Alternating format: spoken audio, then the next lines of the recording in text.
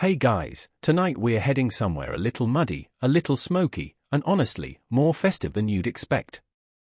You're crouched in a trench somewhere near Ypres. It's December, and everything around you is frozen in place, the barbed wire sparkles with frost, your breath fogs up your glasses, and your toes have been numb for longer than you care to admit. But there's something unexpected happening. A young German private across the trench is gently pressing a sprig of pine into the band of his steel helmet. Someone hums O Tannenbaum under their breath. And yes, that is a candle jammed into the top of a helmet like it's auditioning for a very ill-advised Advent wreath. You probably wouldn't survive this, by the way. Not the trench foot, not the gas, and certainly not the soup. But tonight, you don't have to. You just have to listen and let your mind wander to a time when even the grimiest soldiers found strange joy in decorating their helmets for Christmas. So, before you get comfortable, take a moment to like the video and subscribe, but only if you genuinely enjoy what I do here. And if you're listening from somewhere cold and wintry, let me know in the comments where you are and what time it is. Now, dim the lights, maybe turn on a fan for that soft background hum, and let's ease into tonight's journey together. You trudge through ankle-deep sludge, a grey wool blanket slung over your shoulders like a shawl of despair. All around, the trench walls glisten with icicles, and the only color you've seen in hours is the angry red of another soldier's nose. You're tired, you're cold, and you're beginning to realize that December on the Western Front is less white Christmas and more the brownish-gray slog through existential dread. But here's the thing. Soldiers are weirdly good at finding joy in the ugliest places. You pass a dugout door where someone has scrawled Santa's Grotto in chalk. There's a sock nailed to the side, empty, of course, but it swings hopefully in the wind. And the helmets? Well, that's where things get surprisingly festive. The German Stahlhelm, that iconic, flared-edge steel dome, was never meant to be decorative. Issued officially in 1916 to replace the leather pickled, yes, the one with the impractical spike, it was designed to deflect shrapnel and minimize skull shattering. But what the designers didn't anticipate was its surprising utility as a holiday craft surface. By mid-December 1916, you start noticing soldiers marking their helmets in little ways. A dab of white chalk on the rim. A sprig of evergreen tucked just under the strap. Someone, possibly named Dieter, has scrawled a tiny Christmas tree on his with the end of a burnt stick. It's charming. Sad, but charming. You walk past a pair of soldiers whispering by lamplight, their fingers fiddling with something metallic. One of them lifts his helmet to show you a thin strip of tinsel, well, tinsel by 1916 standards. It's actually torn foil from cigarette packaging, carefully flattened and looped into what could pass for holiday sparkle. The effect is less shimmering and more pathetically hopeful, but the man grins as he puts it back on his head like a party crown. And this becomes a pattern.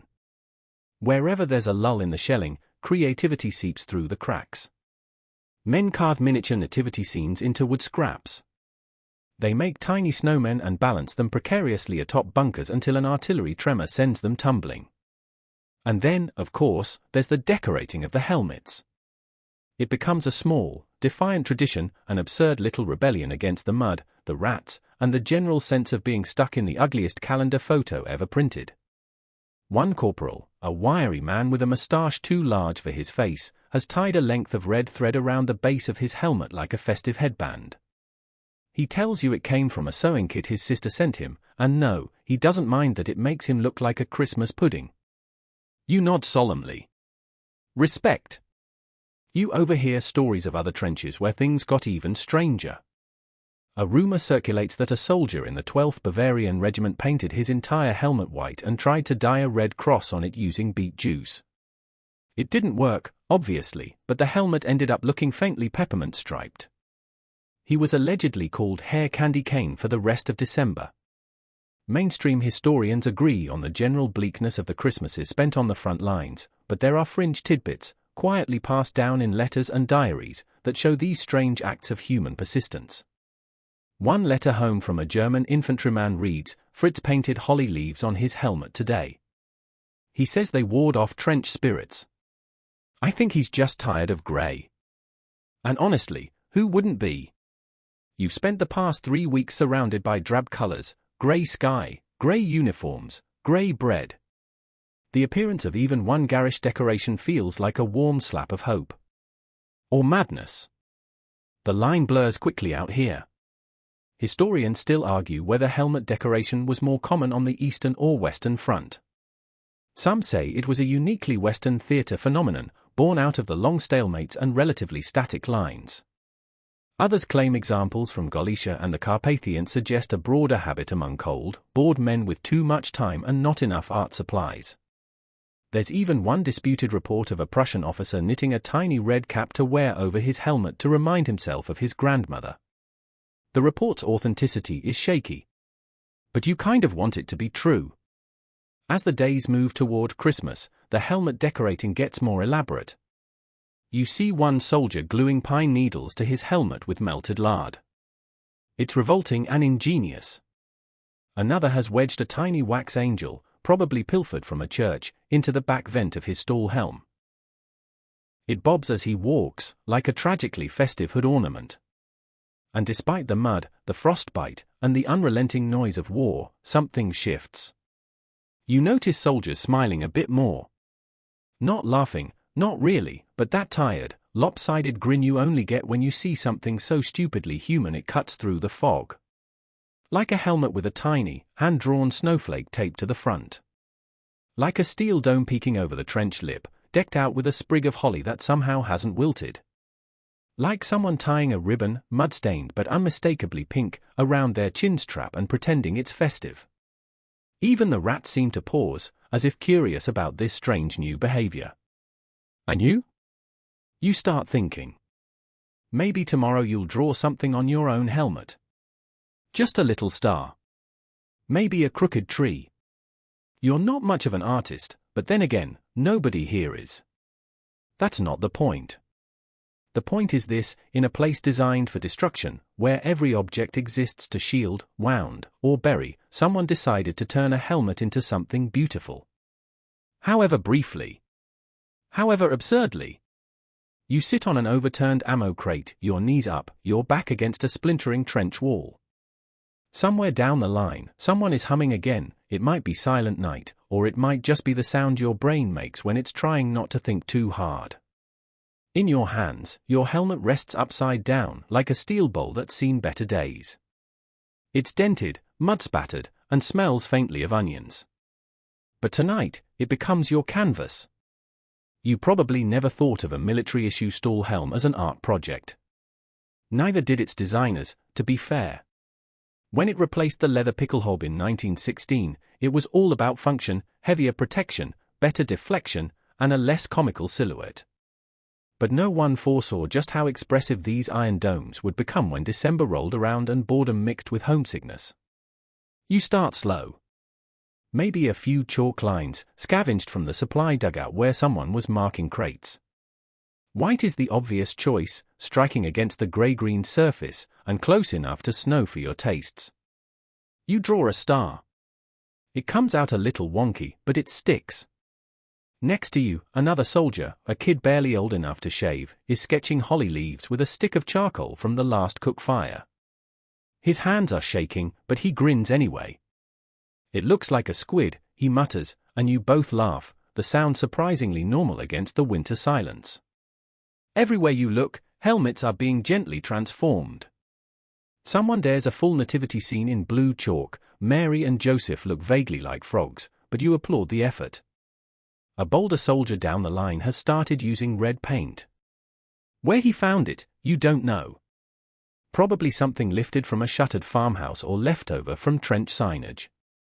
He paints a simple wreath. Lopsided, sure. But when he straps it on, it makes him look almost cheerful. You know what nobody talks about? How desperate soldiers get for color. After weeks of khaki and mud and blood and fog, even a sliver of brightness feels like a revolution. A helmet with a splash of green pine or a daub of gold foil feels louder than a shell burst.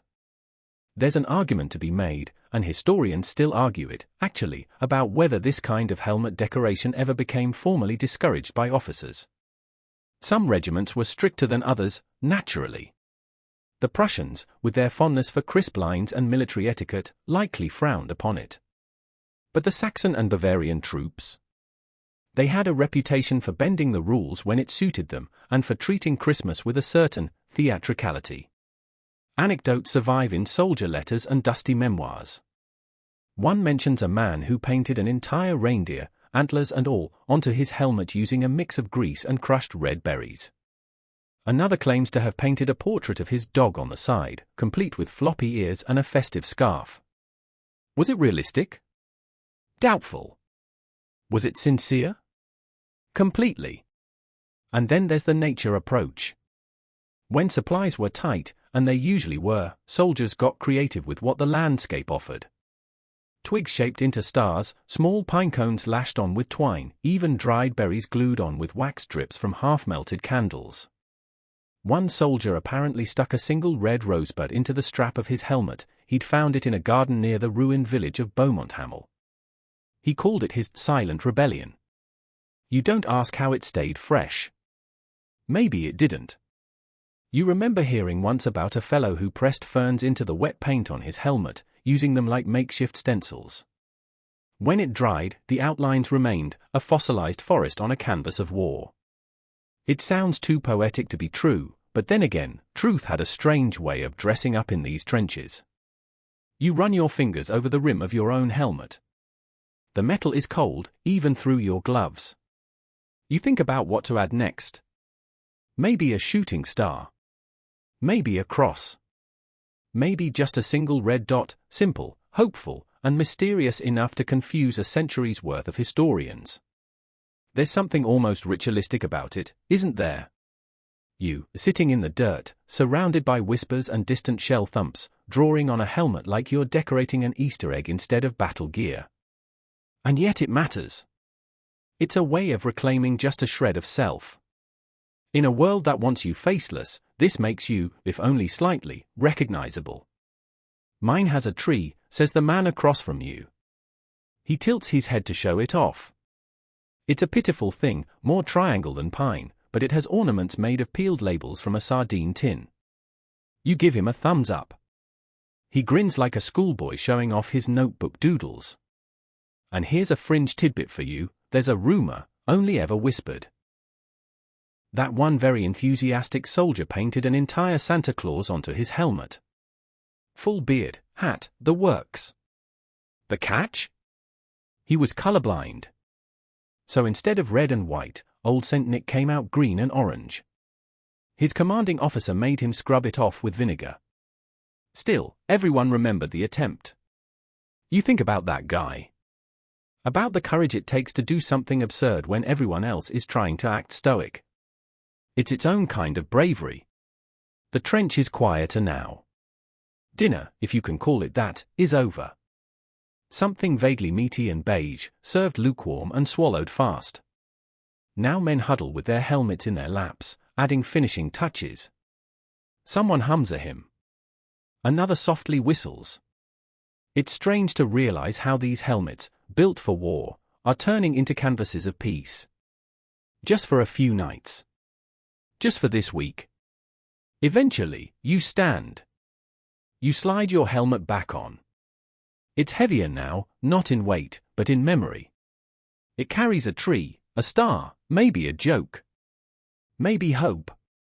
You look around and see dozens of heads like yours, ridiculous, decorated, deeply human.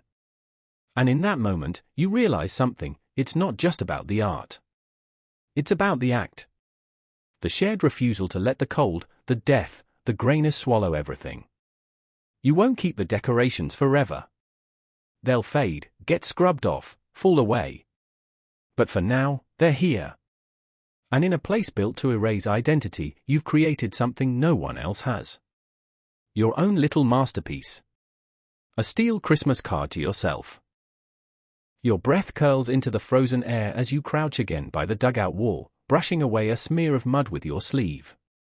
You've been out on fatigue duty, stringing up barbed wire that looks like skeletal tinsel across the frosted no-man's land. The quiet is unnatural today, almost reverent, except for the soft crackle of someone trying to light a damp cigarette nearby. You glance at your helmet, now resting in your lap, the chalk still clinging stubbornly to its rim. But you're not finished yet. It needs a little sparkle. This is where things get interesting. There's not much to work with in a trench. But a soldier's eyes, dulled by monotony, become sharp scavengers. That flattened cigarette pack? It's foil. That sardine tin lid? It's a mirror, if you squint. That scrap of tinsel tied around the cook's ladle? Already claimed. Welcome to the unofficial sport of scavenged sparkle. You dig into your tunic pocket and find what you were looking for, a crumpled sweet wrapper, half golden, half silver, from a care parcel long since eaten. You smooth it with your glove, carefully folding it into a sort of bow. Is it festive? Not exactly. But it glints when it catches the light, and in this grey world, that's enough. You attach it to your helmet using what can only be described as trench glue, candle wax and stubbornness. The result is, well, it wobbles. But it holds. You're now the proud owner of a combat helmet with a candelabra rosette. Across the trench, others are improvising too. One soldier ties shiny boot-polished tin lids onto a string and lets them dangle from the edge of his helmet like wind chimes. It jingles faintly when he walks. Another presses shards of broken Christmas ornaments into the soft clay rim, gently embedding them like sad gemstones. The sparkle isn't just aesthetic, it's a performance. Each tiny glint is a reminder that even in the darkest of winters, humans will find a way to create light. It's defiance. Not loud, not showy. Just quiet, ridiculous defiance. Now, don't misunderstand. These weren't showpieces. They weren't Instagrammable. Most of these decorations were half-smashed, probably unsanitary, and made under conditions that would give a modern health inspector night terrors. But they mattered. You see a corporal heating the foil lining of a tobacco pouch over a lantern, flattening it with the butt of a spoon, and then folding it into a star. He balances it on top of his helmet. It's wonky, and it keeps slipping off, but his face glows like he just carved the first snowflake of the season. And of course, there's always someone who takes it too far. You remember a Bavarian private, everyone just called him Max, who tried to glue half a dozen bottle caps into the shape of a wreath across the back of his helmet. It looked less holiday cheer and more trench raccoon attacked a recycling bin, but the effort was unmatched. He even tied a green thread through the middle, just to make it festive. It lasted about 20 minutes before a sudden downpour turned the whole thing into a muddy mess. Still, for those 20 minutes, he was the toast of the company. Historians often focus on the High Command's war diaries, on troop movements and strategies, but here in the filth of the front line, soldiers were recording their own histories in foil and soot. Helmets became seasonal footnotes, tiny, temporary memoirs etched in trash and pride. And speaking of pride, there was one fellow, likely from Württemberg, who scavenged a bit of red wax from a broken candle and pressed it into the shape of a tiny bow, which he fixed squarely above the brow of his helmet. It looked like a gift tag on a present nobody wanted. "Für Kaiser und Kringle," he said with a grin. Someone else added, "Und für frostbite." Laughter spread like a match being struck. You might ask, did these men risk trouble for decorating? Sometimes, yes. Not all officers were amused.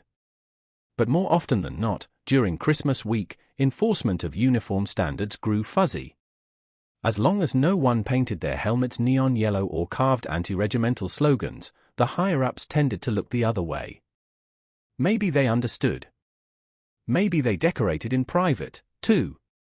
One sergeant, balding, stern, a man who normally barked like a kettle on the boil, was seen polishing the edge of his helmet with melted soap and tying a single thread of green embroidery floss around it. He never spoke of it, and no one dared tease him. But for a brief moment, even he looked less like a soldier and more like a strange, sad elf. French sources, mostly soldier sketchbooks and postcards, mention even more inventive approaches to sparkle. One letter home describes a man who lined the inside of his helmet rim with reflective bottled glass. "He's made a crown of light," the letter says, "and looks like a grumpy saint." Another sketch shows a line of helmets left outside to dry, each marked with a single foil star on the top, like homemade Christmas puddings. There's even some debate, historians still argue this about whether helmet decoration ever influenced the infamous Christmas truce of 1914. Some say Allied troops saw glints of sparkle from German helmets above the parapets, mistook them for festive signals, and approached. Others dismiss the idea as romanticized bunk. But you know what? Standing here now, in the cold, watching a soldier glue part of a biscuit wrapper onto his helmet like a festive badge of honor, you could believe it. You kneel beside a fellow soldier who's proudly showing off his latest addition, a thin string of buttons, taken from his old undershirt, strung like beads along the edge of his helmet. It clinks faintly when he nods. Like sleigh bells, he says. You both laugh. Sad, grey sleigh bells, you reply. And somehow that makes it even better. You wonder if anyone ever wrote these things down. If somewhere, in a dusty archive, there's a record of the helmet with the bent fork sticking out like a modernist tree branch. Or the one with crushed berries dried into starbursts. Or yours, with the still flapping foil rosette that's now picking up a fine dusting of frost. In this moment, your helmet is no longer just a shield. It's a statement. A fragile, ridiculous, deeply necessary reminder that even war can't completely crush the instinct to decorate. You wake to the sound of boots crunching frozen mud, the kind of noise that registers in your brain before your eyes even open. It's still dark, though technically morning, one of those fogged-over December dawns where the sun gives up halfway through trying. You reach instinctively for your helmet, now hanging on a bent nail beside your cot, and pause. There it is. Your handiwork from last night. The foil rosette still clings to the rim, a little crumpled from being jostled in the night, but intact. You gently adjust it, as if grooming something fragile and personal. And as absurd as it seems, sitting in a damp trench in the middle of a war, it brings a strange calm. That tiny, ridiculous bit of decoration matters. At least to you. And then you see it, someone across the dugout has gone full holiday absurdity. There, atop a stall helm, proudly wired and wobbling, is a tiny pine twig. It's maybe 6 inches tall, plucked from a shell-shocked tree somewhere along the front. But it stands tall, trembling with effort, like the world's saddest Christmas tree. The twig has a single tin star balanced on its tip, cut, most likely, from the label of a sardine tin. It catches the firelight like a wink. No one says anything, but you all notice. One by one, the men glance up from their bread, their boots, their books, and offer tired half-smiles. Pine needles, it seems, have made their way into more helmets than anyone expected. It started a few days ago, when someone realized the little trees scattered near the wire still clung to a hint of green. They're mangled, twisted by shelling, but some branches survive. Someone, maybe a sniper with a soft side, snuck out and clipped one. Then another. Before long, soldiers were sliding twigs behind chin straps, weaving them into the side netting, or wiring them upright like organic antennae. It's ridiculous. It's perfect. Some get ambitious. A pair of engineers in your unit craft a tiny star from thin wire, shaping it with a bayonet tip and flattening it with a canteen. They mount it atop one man's helmet like a Christmas topper. The man walks around like a bizarre holy relic, shining faintly every time the sun threatens to peek through the clouds. But the most iconic touch? Tin stars. Yes, stars, cut crudely from tobacco lids, chocolate wrappers, or any reasonably reflective scrap of metal. Some shine, some rust, some barely hold their shape. But when pinned to the top or side of a helmet, they turn steel into symbol. One soldier paints his star with berry juice, and now it looks rust-red and noble, like some kind of warrior's halo. Another cuts his from a biscuit tin, managing 5 points, kind of. It ends up more of a pentagon, but who's judging? And not everyone's an artist. Some soldiers wrap twine around pine needles to make little wreaths they dangle from helmet straps. Others tie on shreds of ribbon salvaged from care packages.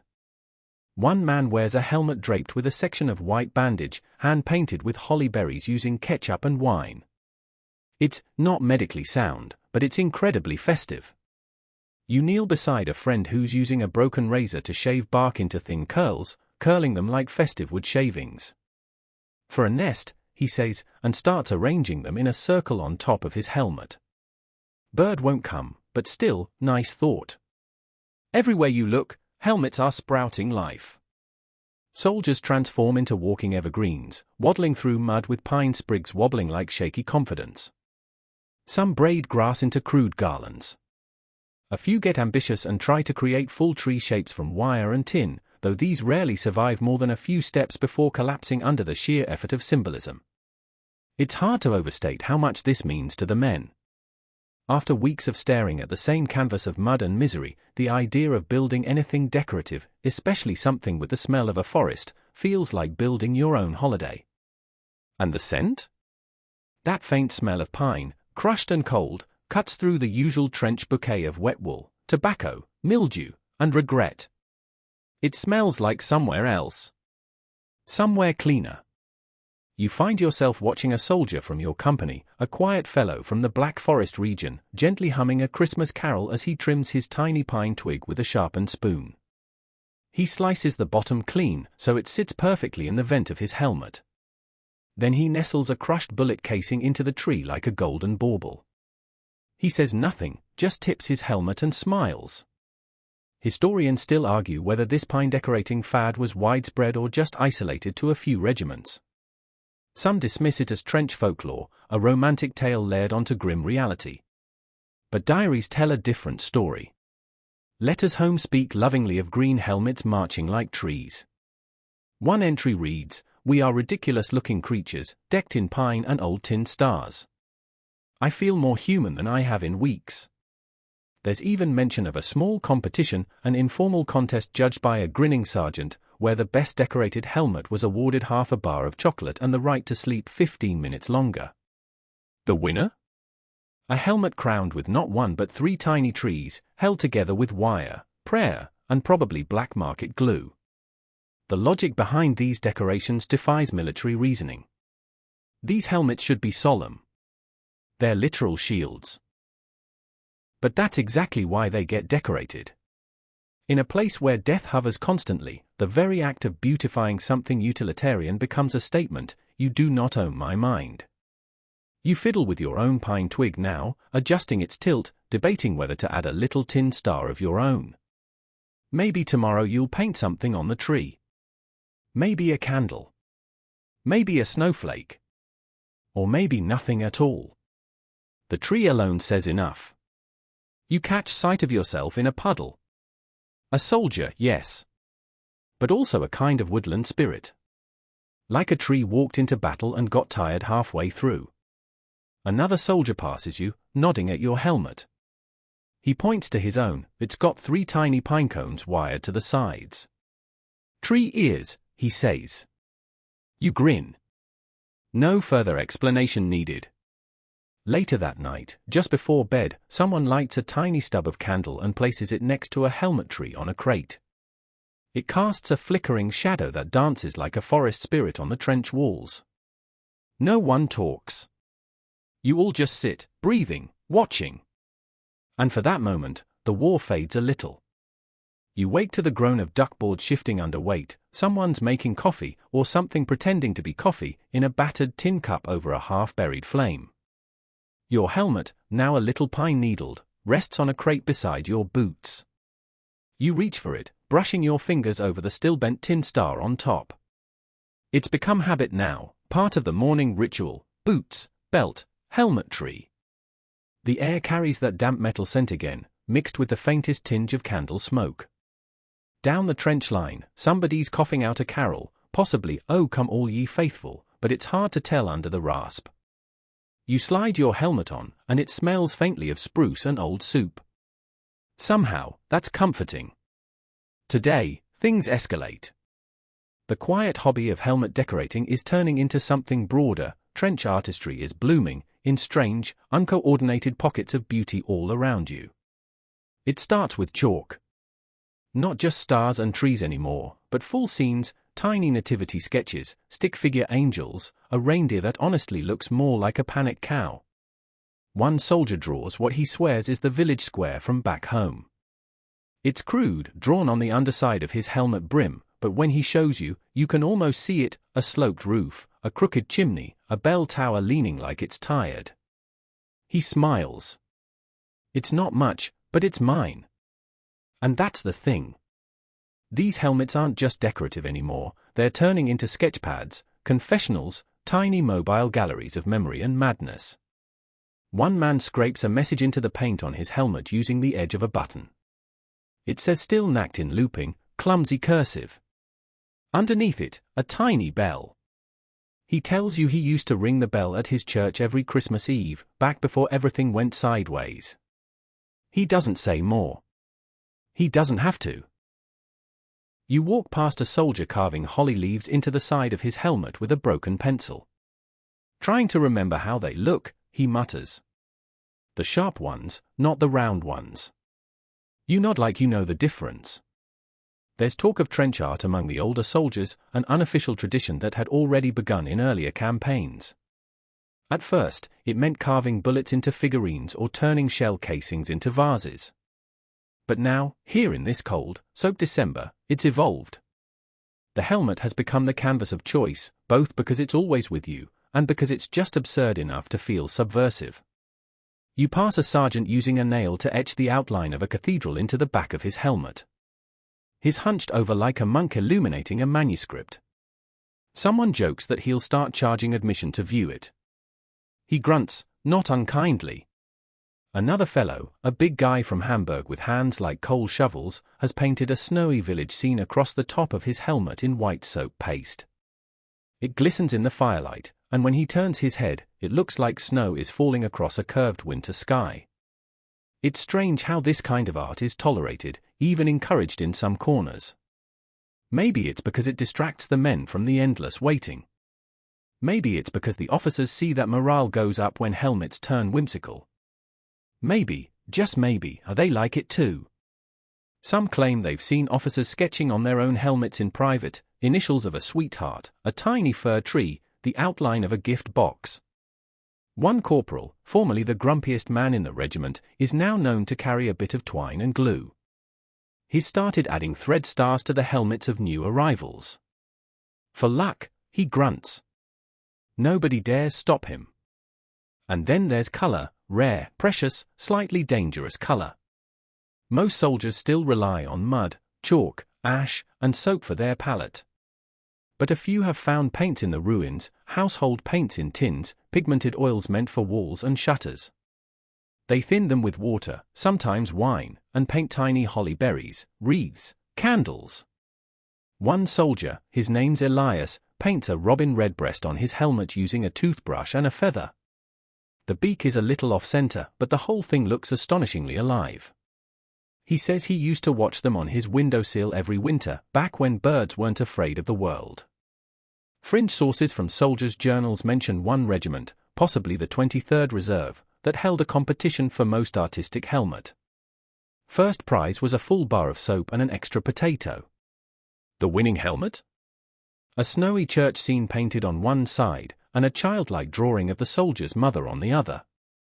She's got Christmas eyes, he explained. Nobody asked what that meant. Everyone understood anyway. You glance at your own helmet again. Suddenly, it looks plain. You grab your chalk and begin to add to it. A little sleigh, a few curved lines that could be snowdrifts if you squint. The pine twig stays right where it is, shedding needles with the dignity of a noble tree past its prime. A new sound echoes down the trench, laughter. Not the forced kind. Real laughter. You follow it and find a cluster of soldiers gathered around one man, who somehow carved a tiny manger scene into the crown of his helmet. It's not good. The animals look like logs. Baby Jesus appears to have a beard. But it's brilliant, and it's funny, and it breaks something open in all of you. That's the magic of trench art, it doesn't need to be perfect. It just needs to exist. Historians still debate whether these artistic impulses were acts of resilience or quiet madness. Were the soldiers using creativity as therapy? As rebellion? As self-preservation? Maybe all of it. Maybe none. The only people who truly understood were the ones covered in chalk and pine sap, crouched in the mud, drawing stars on steel with broken pencils. And you're one of them now. The day drags on under a sky the color of old dishwater. You step gingerly along the boards, dodging puddles that threaten to swallow your boots whole. A gust of wind tears through the trench, rustling the pine sprig in your helmet like a nervous flag. Ahead, a soldier curses in Bavarian as a gust sends his tin star clattering to the ground. He retrieves it with the same care one might offer a wedding ring. It's mail day. And mail day changes everything. The sacks come slung over shoulders, canvas bags stained with rain and postmarks, thumped unceremoniously into the mud. Soldiers gather round like children around a tree, their names called out with half-bored ceremony by a corporal who's lost all patience for poetry. Most receive nothing. Some receive folded scraps, badly translated Christmas cards from Belgian nuns, or parcels that smell like home and mildew at once. And some, lucky souls, receive treasure. A man tears open his parcel to find 2 candy canes, broken but glorious, a crumpled bit of red ribbon, and, most miraculously, a scrap of wrapping paper, already torn at the corners. Another gets a spool of gold thread and a little angel clipped from the side of a biscuit tin. It's the kind of debris that would normally be swept off a kitchen floor. Here, it's holy relics. You watch as soldiers begin to adapt, to scavenge the holiday spirit out of whatever mail reaches them. The empty boxes are flattened and trimmed into stars. Cotton balls become snow. One man glues a chocolate wrapper to his helmet like a makeshift medal. Another ties string around a peppermint and pins it to his strap like a badge of honor. A wiry kid from the 10th Company receives a half-used roll of Christmas ribbon from his aunt. Within the hour, his helmet is swaddled like a festive loaf of bread. He even manages a tiny bow at the back. If I get shot now, he jokes, at least I'll go out gift-wrapped. Nobody laughs too hard, but a few of you nod. Mistletoe becomes the new trend, or what passes for it. A sergeant unpacks a sprig from a carefully padded envelope and hangs it from his helmet rim using thread and melted wax. No one's entirely sure if it's real mistletoe or just a confused weed, but the effect is ceremonial. Every time he walks past, soldiers pretend to pucker their lips. Only counts if it's consensual, someone mutters, and you all pretend not to smile. Care packages take on a new purpose. Socks are warm, yes, but they're also potential bunting.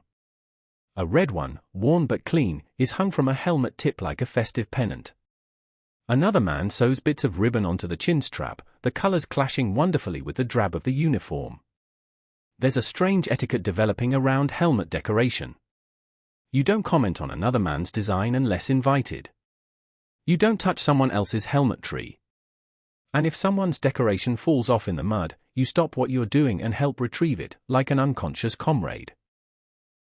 Fringe sources speak of these rituals with reverence. One diary entry from a Saxon soldier reads, "When my star fell off in the latrine trench, 3 men helped me dig through the muck until it was found.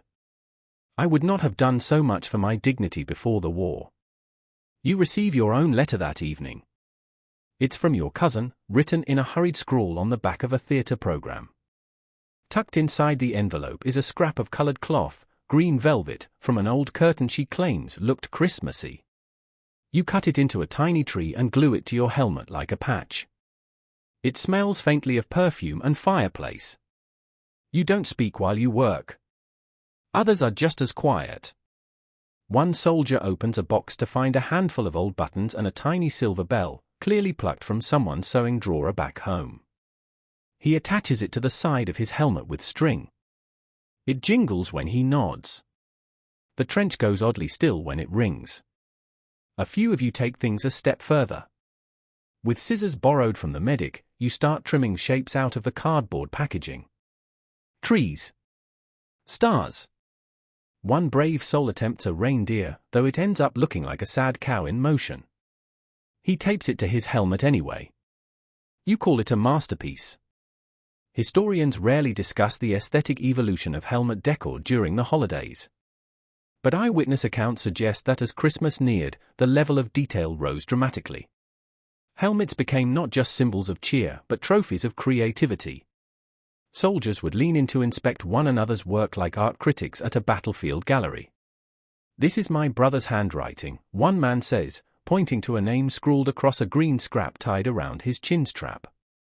"He's 7. Wrote it himself. That makes it sacred." Even the letters themselves became part of the display. Envelopes were tucked under straps, folded into rosettes, their stamps visible like tiny badges. Some men copied bits of poems from their letters onto their helmets, scratched in with pencil or charcoal, words barely legible but felt nonetheless.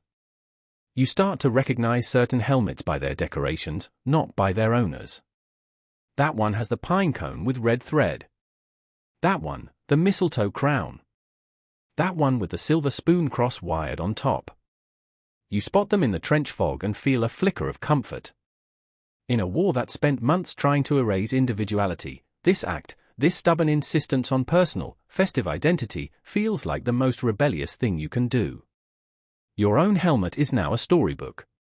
It holds your cousin's velvet tree, a scribbled verse from a field Bible, a pine sprig faded to grey-green, and the remains of that tin star, now taped back into place with waxed thread.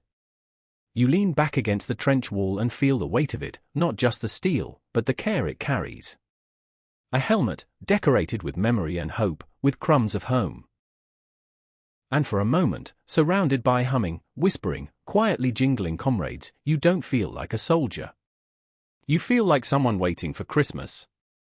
The morning frost paints delicate lace along the trench planks, curling like smoke along the edges of your sleeves.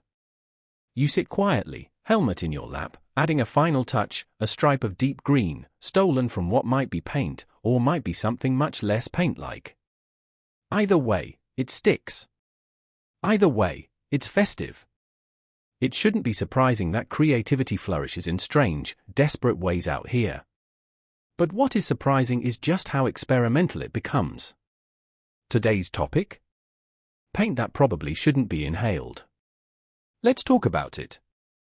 You see, there's a kind of informal black market when it comes to materials. Nobody trades in cash anymore, soap is currency, chocolate is rare gold, and color?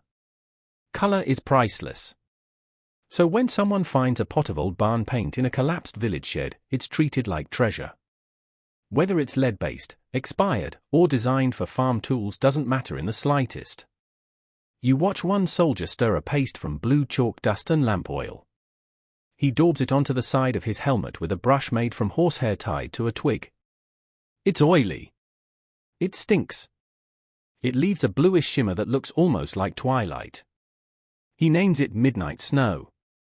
You decide not to ask what it's made of. Another fellow concocts a kind of makeshift paint from crushed berries and grease. The red is gorgeous at first, almost jewel-toned, but within hours, it begins to brown. By nightfall, his reindeer looks like it's melting in a heat wave. Still, he leaves it. Adds character, he says. Fringe tidbits start making the rounds.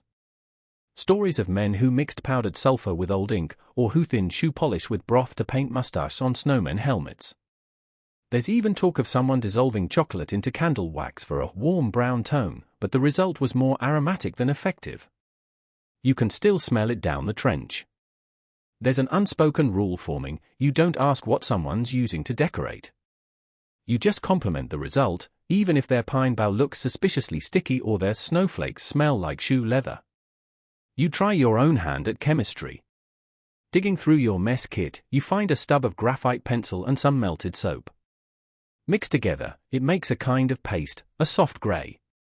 You smear it into lines across your helmet, little stars, a moon, maybe a wobbly angel. They shimmer faintly in the lantern light. It's not safe. But it's beautiful. A medic walks past and pauses, eyeing the growing gallery of decorated helmets. You lot are going to poison yourselves with joy, he mutters, shaking his head. But you catch him later that night, in a quiet corner, carefully painting a wreath around the rim of his own helmet using disinfectant dye and a cloth bandage. Hypocrisy never looked so festive. Historians still argue whether these improvised paints ever caused problems, if they led to rashes, coughing, or worse. Some claim the solvents used were mildly toxic, while others say the exposure was too brief to matter. But those debates miss the point. Out here, everything is toxic. The gas, the mud, the silence. Decorating your helmet with a little lead-laced optimism barely makes the list of risks. One man, possibly a frustrated artist in another life, creates full scenes across his helmet using layered soot, oil, and flour paste. He paints a manger, complete with glowing star and 3 wise men in silhouette. It smells like burnt biscuits and ink. But when he turns his head, the image flickers in the candlelight like stained glass. You learn that paint isn't just about color, it's about time. Mixing it, applying it, waiting for it to dry. It slows you down. It gives your brain something to focus on besides the cold or the gunfire. For 15 minutes, you're not a soldier, you're a craftsman. A helmet whisperer. A man nearby spends the better part of the day making a stencil from bread crust. Yes, really. He cuts out stars, presses them to the side of his helmet, and gently dusts over them with chalk and ash. The result is a snowy constellation along the rim. When he removes the crust, it leaves behind faint silhouettes. Then he eats the stencil. No waste, he says. Practical. Another paints a candle on his helmet using orange grease from a tinned meat ration. It glows faintly, almost like a real flame. At least until the candle wax he uses to fix it melts down the side and fuses his decoration into something resembling a fire hazard. He laughs. It's avant-garde, he says.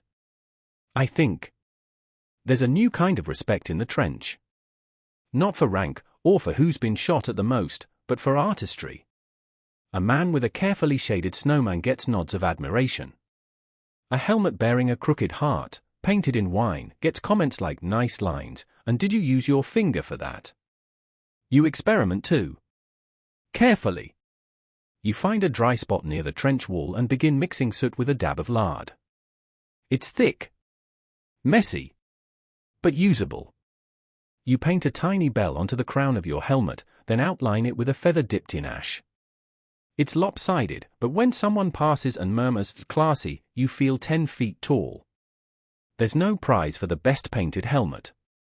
No ceremony. No review.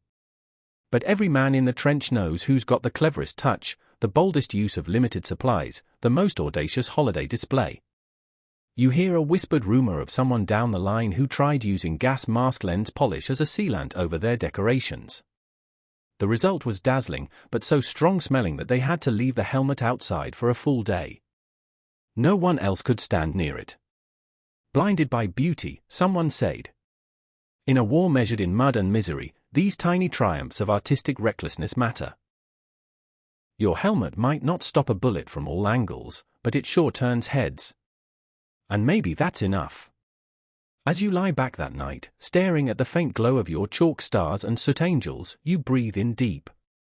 It smells like paint thinner. And hope. Evening settles over the trench like a wet wool blanket. The sky, a dull pewter sheet, presses down on the land, and the wind cuts sharper than usual. You pull your collar tighter and adjust your helmet, the wax star still clings to the rim, and your lopsided chalk angel is somehow untouched, its smudged wings glowing under a flickering lantern. Tonight, there's something different in the air. It's not just the frost or the scent of fried onions from the field kitchen, tonight, it's music. From somewhere beyond the next bend in the trench comes the faint, unmistakable sound of a choir. You follow the noise.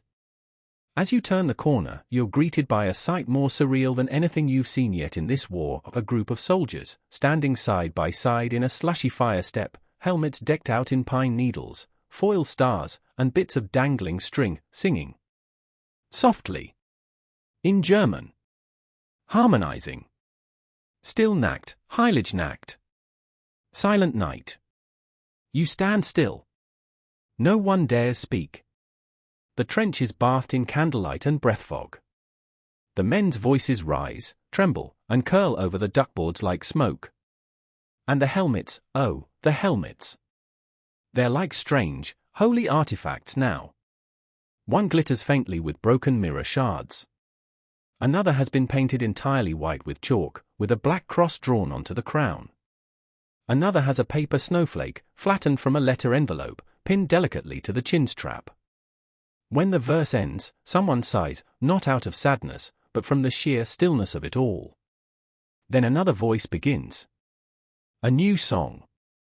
This time, it's oh do frolish, and the mood shifts slightly upward, toward something like warmth. And then you see it, a helmet set gently on a crate in the middle of the group, surrounded by 3 candle stubs flickering in jam tins. Someone stuck a tiny pine twig into the top vent, like a crown. It's become a makeshift altar. You lower your eyes without meaning to. One of the singers, a young man with a small red bow tied to the side of his helmet, nods to you. Join us, he whispers.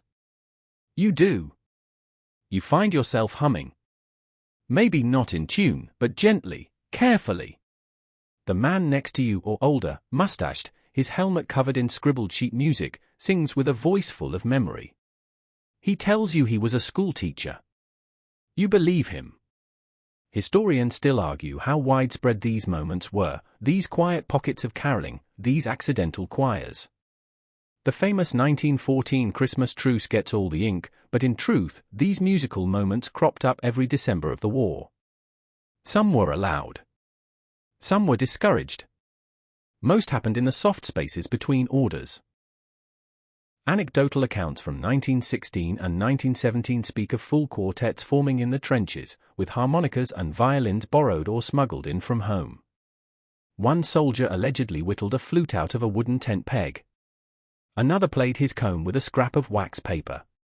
A few even wore their decorated helmets like choir robes, tipping them forward as they sang, pine sprigs bobbing along to the rhythm.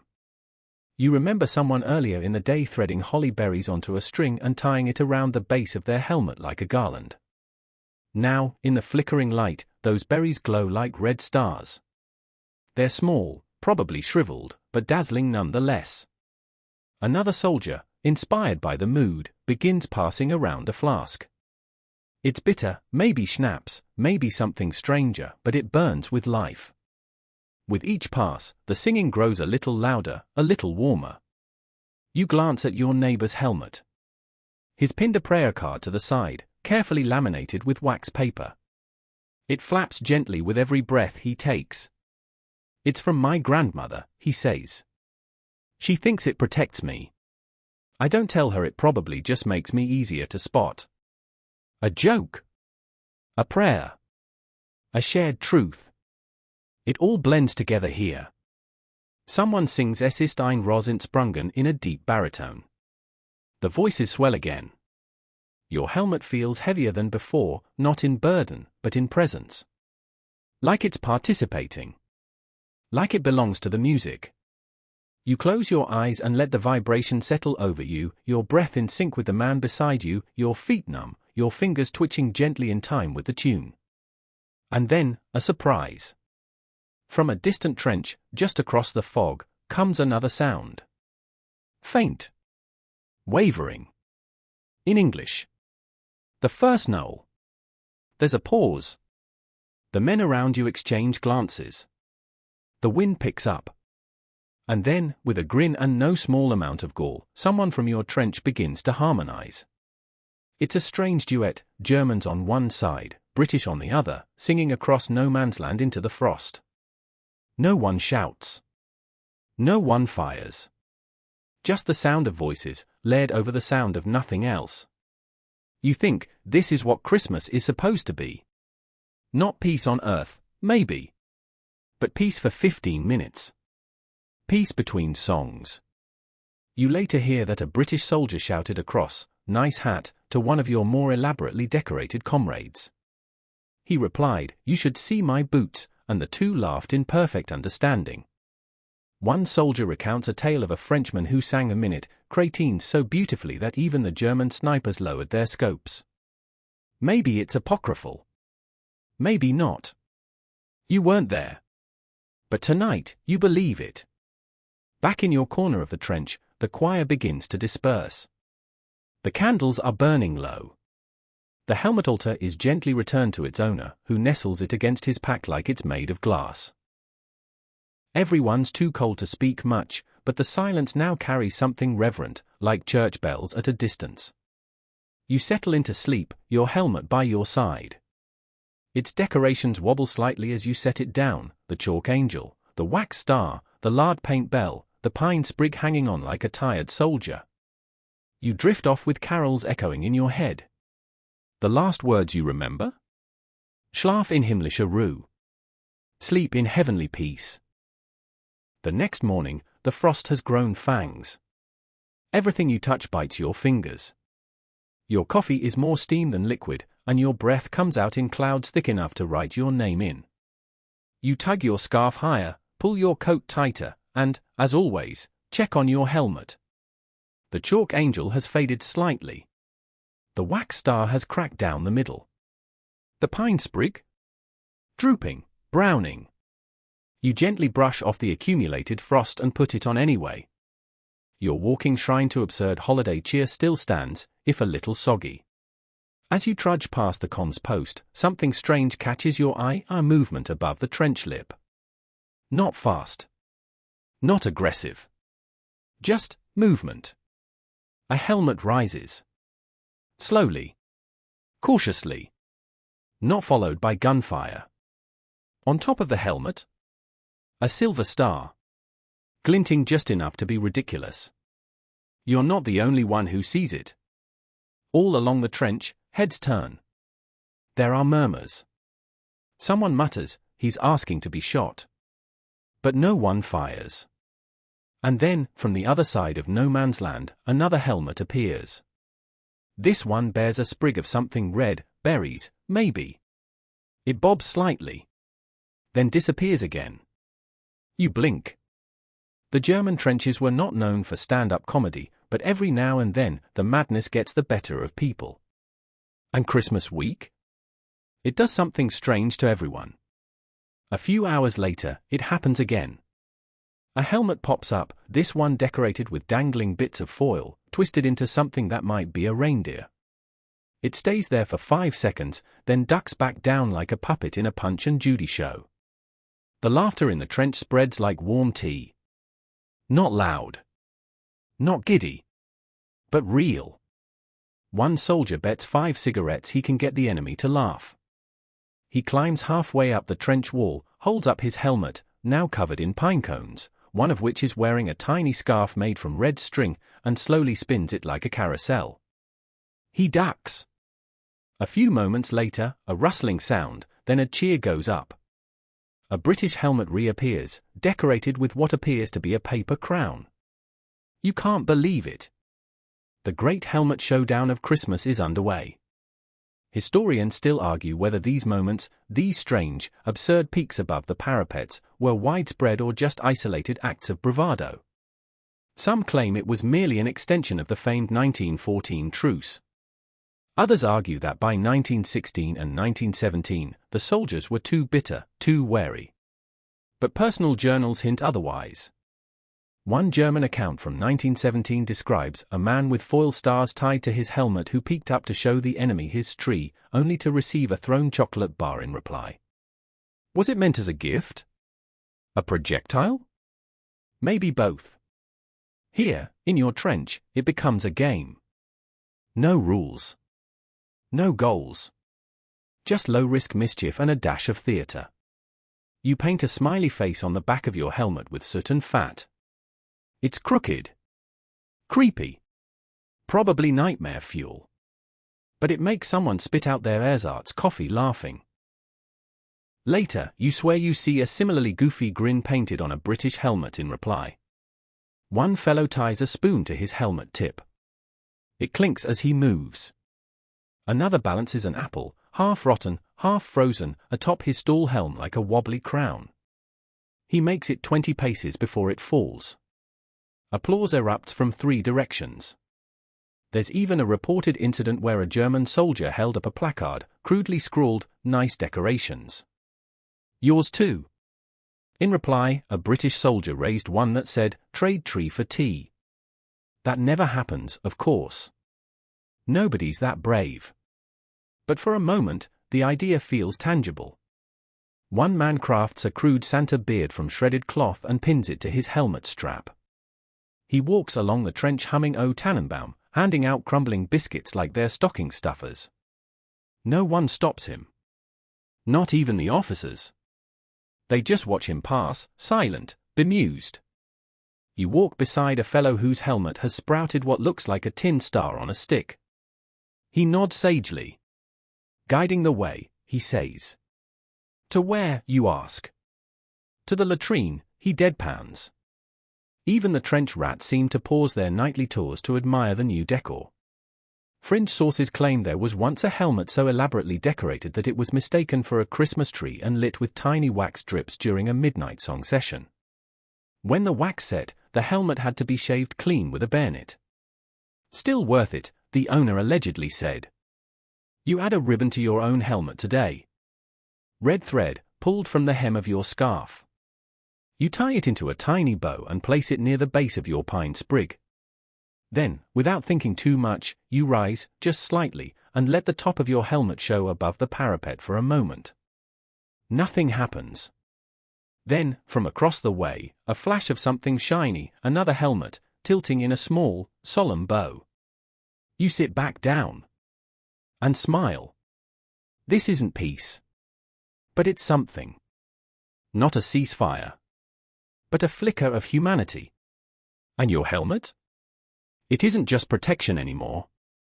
It's participation. It's your way of waving, your way of saying, I'm still here. Still decorating. Still ridiculous. Still human. And for now, that's more than enough. You wake to a groaning creak above your head. The makeshift roof of the dugout shifts under a new weight, snow. Not sleet, not slush, not the heavy wet misery that usually falls from the sky out here, but actual, proper snow. The kind that crunches under boots. The kind that makes you forget, if only for a few seconds, where you are. You pull on your overcoat and step into the pale morning. The trench has gone quiet in a different way now. It's not the hush of fear or fatigue, it's the hush of awe. Snow settles on everything. On rusted barbed wire, now draped like garlands. On duckboards, now disguised as frozen planks of cake. And on helmets, oh yes, on the helmets. You see it everywhere.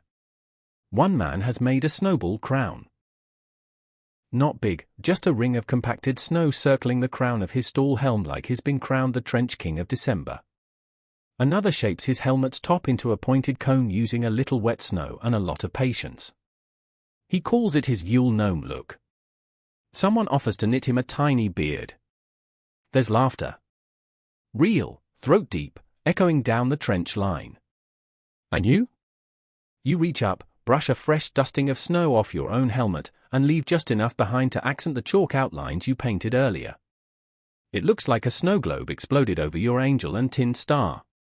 It's perfect. But snow means something else, downtime. Shelling slows. Movement is limited. Orders are minimal. And this, naturally, leads to the most dangerous thing of all for soldiers in a trench, free time. So what do soldiers do when they have an hour or two with no gas, no marching, no frozen latrines? They decorate. And not just helmets. Helmets are the gateway craft, the warm-up act. Now, it's the dugout walls. The latrine door. The mess crates. A cook has strung bay leaves across the ceiling like bunting. A runner has hung socks, actual wool socks, on a length of wire and labeled each one with a name, like makeshift stockings. And in the heart of it all? The dugout itself transforms into a kind of trench lounge. Someone scrawled Fröhlich Weihnachten in large chalk letters on a plank wall. Someone else drew a crooked Christmas tree next to it. Another added a goat wearing boots. You assume that's a joke until a quiet man in the corner mutters, "In my village, we dress goats for Epiphany." Noted. But the best part? The helmets inside the dugout. Off heads, lined up on crates, they become little shrines. Each one tells a story. There's a helmet covered in cloth and stitched with red thread, an embroidery attempt that turned into a message, "Bin bald zu Hause." Home soon. It makes your chest ache. There's one with berries poked into the vent holes like red polka dots. Another with a feather, a big one, probably from a chicken, pinned triumphantly to the side. It's festive, the owner says. And aerodynamic. The dugout feels like a strange art gallery. And you, wandering among these helmets, feel less like a soldier and more like a curious museum goer. Someone leans over a tiny brazier, warming their hands and whittling a sliver of wood. Making angel wings, he says. For my helmet. You glance at his work. 2 tiny shavings, already curled into delicate arcs. They'll flap when I run, he adds, not even cracking a smile. Then comes a breakthrough. A soldier with a knack for fiddling has turned part of a field telephone wire spool into a halo. It sits perfectly on his helmet, hovering just above the rim thanks to 2 carefully bent pieces of wire. It wobbles when he walks, like it's thinking of flying away. Everyone wants one. No one else can quite manage it. Historians rarely linger on these details. They'll tell you what divisions were stationed where, which artillery was used, which battalion suffered frostbite. But they won't tell you about the man who strung 10 tiny spoons across the top of his helmet, each one clinking in a metallic carol whenever he turned his head. They won't mention the soldier who drew a fireplace on his helmet and called it home. Or the fellow who carved a tiny nativity scene inside his helmet's liner, carrying it like a secret chapel. But those are the stories that matter here. Because in this moment, decorating your helmet isn't just a whim. It's a ritual. It's a way to turn something deeply impersonal, issued steel, mass-produced and meant to blend in, into something achingly yours. And more than that, it's armor of a different kind. When you wear a helmet that bears a crooked star, a scribbled wish, or a snowman that looks suspiciously like a potato with arms, you're saying, I remember who I am. And I'm not finished yet. The men in your unit seem lighter tonight. Not in weight, those overcoats never get any less soaked, but in spirit. A man breaks into song while peeling a turnip. Someone else pretends their helmet is a serving dish, offering up roast air with great ceremony. Laughter rings out again. You glance across the dugout and catch sight of a helmet with a paper angel taped to the side. Its wings are curling from the heat. Its face is just 2 ink dots and a wonky smile. It looks like it's whispering something. And maybe it is. Maybe it's saying, you're still human. You're still allowed joy. You go to your own crate, place your helmet gently beside you, and reach into your bag. Somewhere at the bottom, crushed, slightly damp, but intact, is a small candle stub. You found it days ago in a shattered window frame. You wedge it into the top of your helmet, just beside the sprig, and light it. The flame wobbles. It leans. But it burns. And that's all it needs to do. Your breath fogs as you sit perched on an ammo crate near the dugout entrance, sipping something that started life as coffee but now tastes mostly like ash and boiled sock. It's fine. You're not here for the taste. You're here for the view. A procession of walking Christmas displays, your fellow soldiers, passes by in slow, deliberate steps, each one wearing a decorated helmet like a crown. One has pine needles sticking out at odd angles, looking less like a wreath and more like a confused hedgehog. Another sports tiny folded stars made from the foil wrappers of army-issue cough drops, delicately balanced and swaying in rhythm with every step. It's chaos. It's glorious. But today, the mischief reaches a new level. Someone has started calling it the parade. No one's really marching, but the term sticks, because for the first time in days, there's a kind of pageantry to it. Men are deliberately passing through the trench network just to show off their helmets. Pausing dramatically at bends, tipping their heads like nobles at a winter ball. And while all helmet decorating has its flair, none can hold a candle to the Bavarians. If helmet fashion had a ranking system, the Bavarian regiments would be the undisputed champions.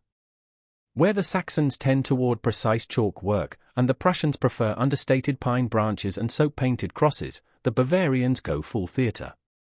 You spot one now, a tall man with an elaborately painted helmet featuring red and green stripes, a cartoonish beer stein on one side, and what appears to be a sausage with wings on the other. Someone asks, "Is that an angel?" He replies, deadpan, "It's Christmas in Munich." Fair enough. Another Bavarian has glued ribbon to the chin strap and tied a small silver spoon to the top of his helmet, pointing up like an antenna. Catches starlight, he says, his tone entirely serious. You've heard rumors, and now you're seeing proof, that some Bavarian units held informal contests for most seasonally expressive helmet. No formal judges, no prizes, just nods of respect and the occasional extra ration of rum. One particular helmet draws a small crowd. It belongs to a young corporal who's managed to tie 5 tiny bells along the rear brim, carefully knotted with red thread. As he walks, the bells tinkle faintly, like the world's smallest sleigh ride trudging through mud. Doesn't that make you a target? Someone asks. He shrugs. Better to be shot for cheer than for boredom. Another man nearby has drawn snowflakes with such precision, using melted soap and the stub of a broken quill, that they shimmer under frost. Spent 2 hours on that, he says. Might melt by lunch. Still worth it. Fringe sources describe Bavarian Christmases as rowdy affairs even back home, full of songs, loud toasts, and decorated livestock. Perhaps that same spirit has crossed into the trenches, where now helmets serve as the battlefield versions of gingerbread houses, messy, heartfelt, and almost certainly too sticky. One Bavarian's helmet has 2 candle stubs mounted with wire on each side. He lights them at dusk, turns slowly, and proclaims, "Advent begins with me." His comrades applaud. Someone suggests he's starting a cult. No one objects. You wonder if officers ever step in, and sometimes they do. There's always a line. When one man tried to attach a miniature nativity scene made entirely of matchsticks to the top of his helmet, the lieutenant drew the line. "You'll set your head on fire," he said. But even then, he let the soldier take a photo first. Speaking of which, somewhere along the front, a camera has surfaced. An ancient thing, likely looted from a ruined farmhouse. Its lens is scratched, the shutter sticks, and the exposure takes forever, but it works. And now, helmet portraits are happening. The Bavarians are the first to line up, of course. They stand tall, solemn as statues, foil stars glinting, pine sprigs fluttering, mustaches carefully waxed for the occasion. One man insists on posing with a sausage tied to the side of his helmet like a garland. No one stops him. History must know. You get your own picture taken. You don't pose, not really. You just sit, your chalk angel faint under the snow, the pine branch brittle, the red ribbon a little unraveled. The camera clicks. The moment is captured. Historians still argue whether any of those photos survived. Some believe they were confiscated, considered poor military optics. Others claim a few were mailed home, treasured, stuck in scrapbooks beneath captions like "Christmas, 1916, still smiling." One story tells of a photograph kept by a German soldier long after the war, creased and faded, showing 5 men shoulder to shoulder, each helmet bearing a different star. Back in the trench, someone's playing a harmonica. You recognize the tune, "O Tannenbaum." Off-key, wheezy, but unmistakable. A Bavarian officer walks past, his helmet untouched. Until, of course, someone drops a sprig of pine into his vent hole when he's not looking. He pretends not to notice. But later, when the same sprig is mysteriously secured with ribbon, everyone knows, the helmet has been claimed. You spot a new trend, helmets decorated with village names. Soldiers write their hometowns across the crown in chalk or paint, Regensburg, Ingolstadt, Bayreuth, as if to remind the world where they come from. As if to say, yes, I'm here in the mud, but part of me is still back there, where the lights are on and the schnitzel is hot. One fellow adds the name of his family dog. Another draws a chimney with smoke curling out of it. "That's my house," he says, tapping the image with a smile. And just like that, the helmet becomes not only armor, not only art, but home. You look around at the other soldiers, each helmet now bearing something, a ribbon, a symbol, a joke. Even the grumpiest among you has a twig or a chalk swirl. No one's untouched. No one's unexpressed. And for the first time in a while, the trench doesn't feel like a grave. It feels like a strange, snowy village full of proud fools and genius lunatics, all carrying small steel shrines to everything they still love. You tap the brim of your own helmet. It rattles faintly. Inside, it's warm from your head. Outside, it's a gallery of mistakes and meaning. You think, if I survive this, I'll never wash it clean.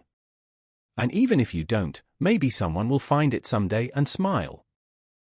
You're scraping the last bit of potato mash from the bottom of your tin when someone whispers, "Watch the captain." You glance up, already chewing, expecting another barked order or maybe a new policy about where to hang your wet socks. But no. This is something else entirely. The captain is staring at a helmet. Not just any helmet, that helmet. The one that Private Hess has transformed into a full-blown Christmas centerpiece. It's been turning heads for days. Pine sprigs arranged like antlers. A foil angel cut from a chocolate wrapper. A tiny bell, possibly stolen from a goat, suspended by thread. It's ridiculous. It's bold. It's beautiful. You hold your breath. Is this it? The end of festive freedom? But the captain just tilts his head, studies it for a long moment, and mutters, "Impressive craftsmanship." Then walks on. A ripple moves through the trench. Helmets bob up and down like excited boys. If the captain's not stopping it, well, then anything goes.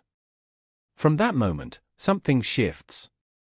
Decoration becomes less secretive, less subtle. And slowly, you start noticing the officers themselves change. Lieutenant Schreiber, whose face normally resembles a disappointed loaf of bread, now wears a helmet with a delicate chalk snowflake on each side. Simple. Elegant. Carefully symmetrical. Someone jokes that he was probably up all night measuring. Another NCO, infamous for his obsession with uniform discipline, is spotted with a green ribbon tucked behind his strap. Just a touch. But it says everything. And then you see it, a major, strolling past with a tiny paper dove affixed to his helmet's peak. It flaps as he walks. You swear he smirks when it catches a breeze. Historians still argue whether officers actively supported this sudden surge in helmet decorating or simply tolerated it. The truth probably lies somewhere in the middle. Out here, control is a slippery thing. You can't stop the snow.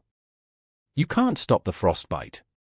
And apparently, you can't stop a soldier from turning his helmet into a nativity diorama. Fringe memoirs include fascinating accounts of decorated officer helmets. One claims a colonel in the 2nd Bavarian Division wore a helmet adorned with an intricately painted candle, complete with golden flames done in crushed egg yolk and ash. Another recalls a general who briefly wore mistletoe during a ceasefire walk, but it may have just been part of a lunch garnish. What matters is that, for this 1 week in December, rules loosened like belts after dinner. Decorated helmets became permissible. Not encouraged, not rewarded. But permitted. Which, in military terms, is practically a standing ovation. And so the trench becomes more colorful by the hour. A junior officer begins giving unofficial honorable mentions for helmet design. Best use of tin foil, he declares one morning, nodding solemnly at a soldier whose helmet gleams like a starfish. Most structurally questionable, he adds later, pointing to a towering contraption made of bread crust, wax, and a spoon. Could collapse at any moment. Outstanding work. Some soldiers take it as an invitation to push limits. One attempts to mount a candle ring around the entire rim of his helmet. It lasts approximately 4 minutes before collapsing in a dramatic drip of wax and shame. It was ambitious, he says later, grinning through smoke. Another affixes a tiny model sleigh, painstakingly carved from cheese crate wood, to the back of his helmet. It bounces as he walks. Inside the sleigh? A matchstick Santa, complete with soot beard. The whole thing unravels after a trip over the duckboards, but for a brief moment, it's a triumph. Still, not everyone gets away with it. A particularly grumpy lieutenant from another unit storms into your sector one afternoon, spots a soldier with a full nativity scene sculpted from wax on his helmet, and barks, "What in God's name is that?" "Godson, sir," the soldier replies without missing a beat. The lieutenant stares for a long moment, opens his mouth to speak, then turns on his heel and walks away.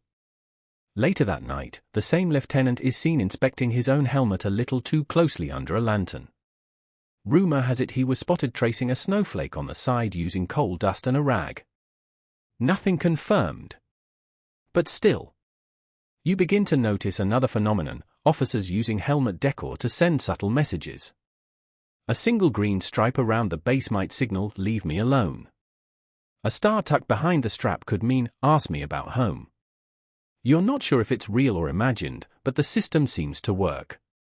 The chaplain's helmet is particularly notable.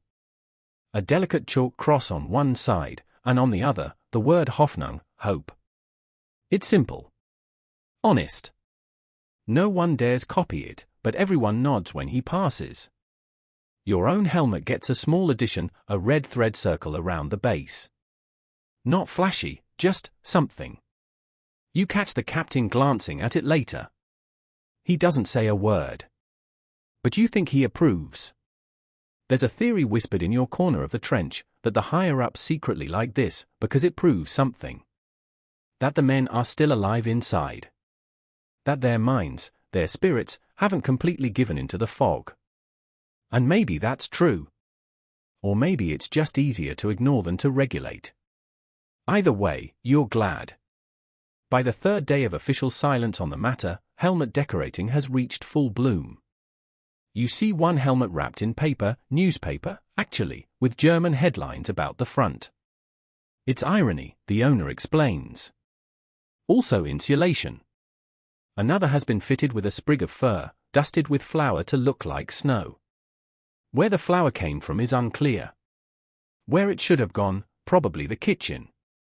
Nobody cares. Someone adds music. Not just humming now, but actual lyrics painted across the back of helmets. You spot one with the opening line of O du Fröhlich, another with a full stanza from Es kommt ein Schiff geladen painted in delicate script around the crown. The chaplain smiles when he sees it. He doesn't speak. Just rests his hand on the helmet like a blessing. It's strange, in the best possible way. You're still cold. Still damp. Still living one misplaced shell away from oblivion.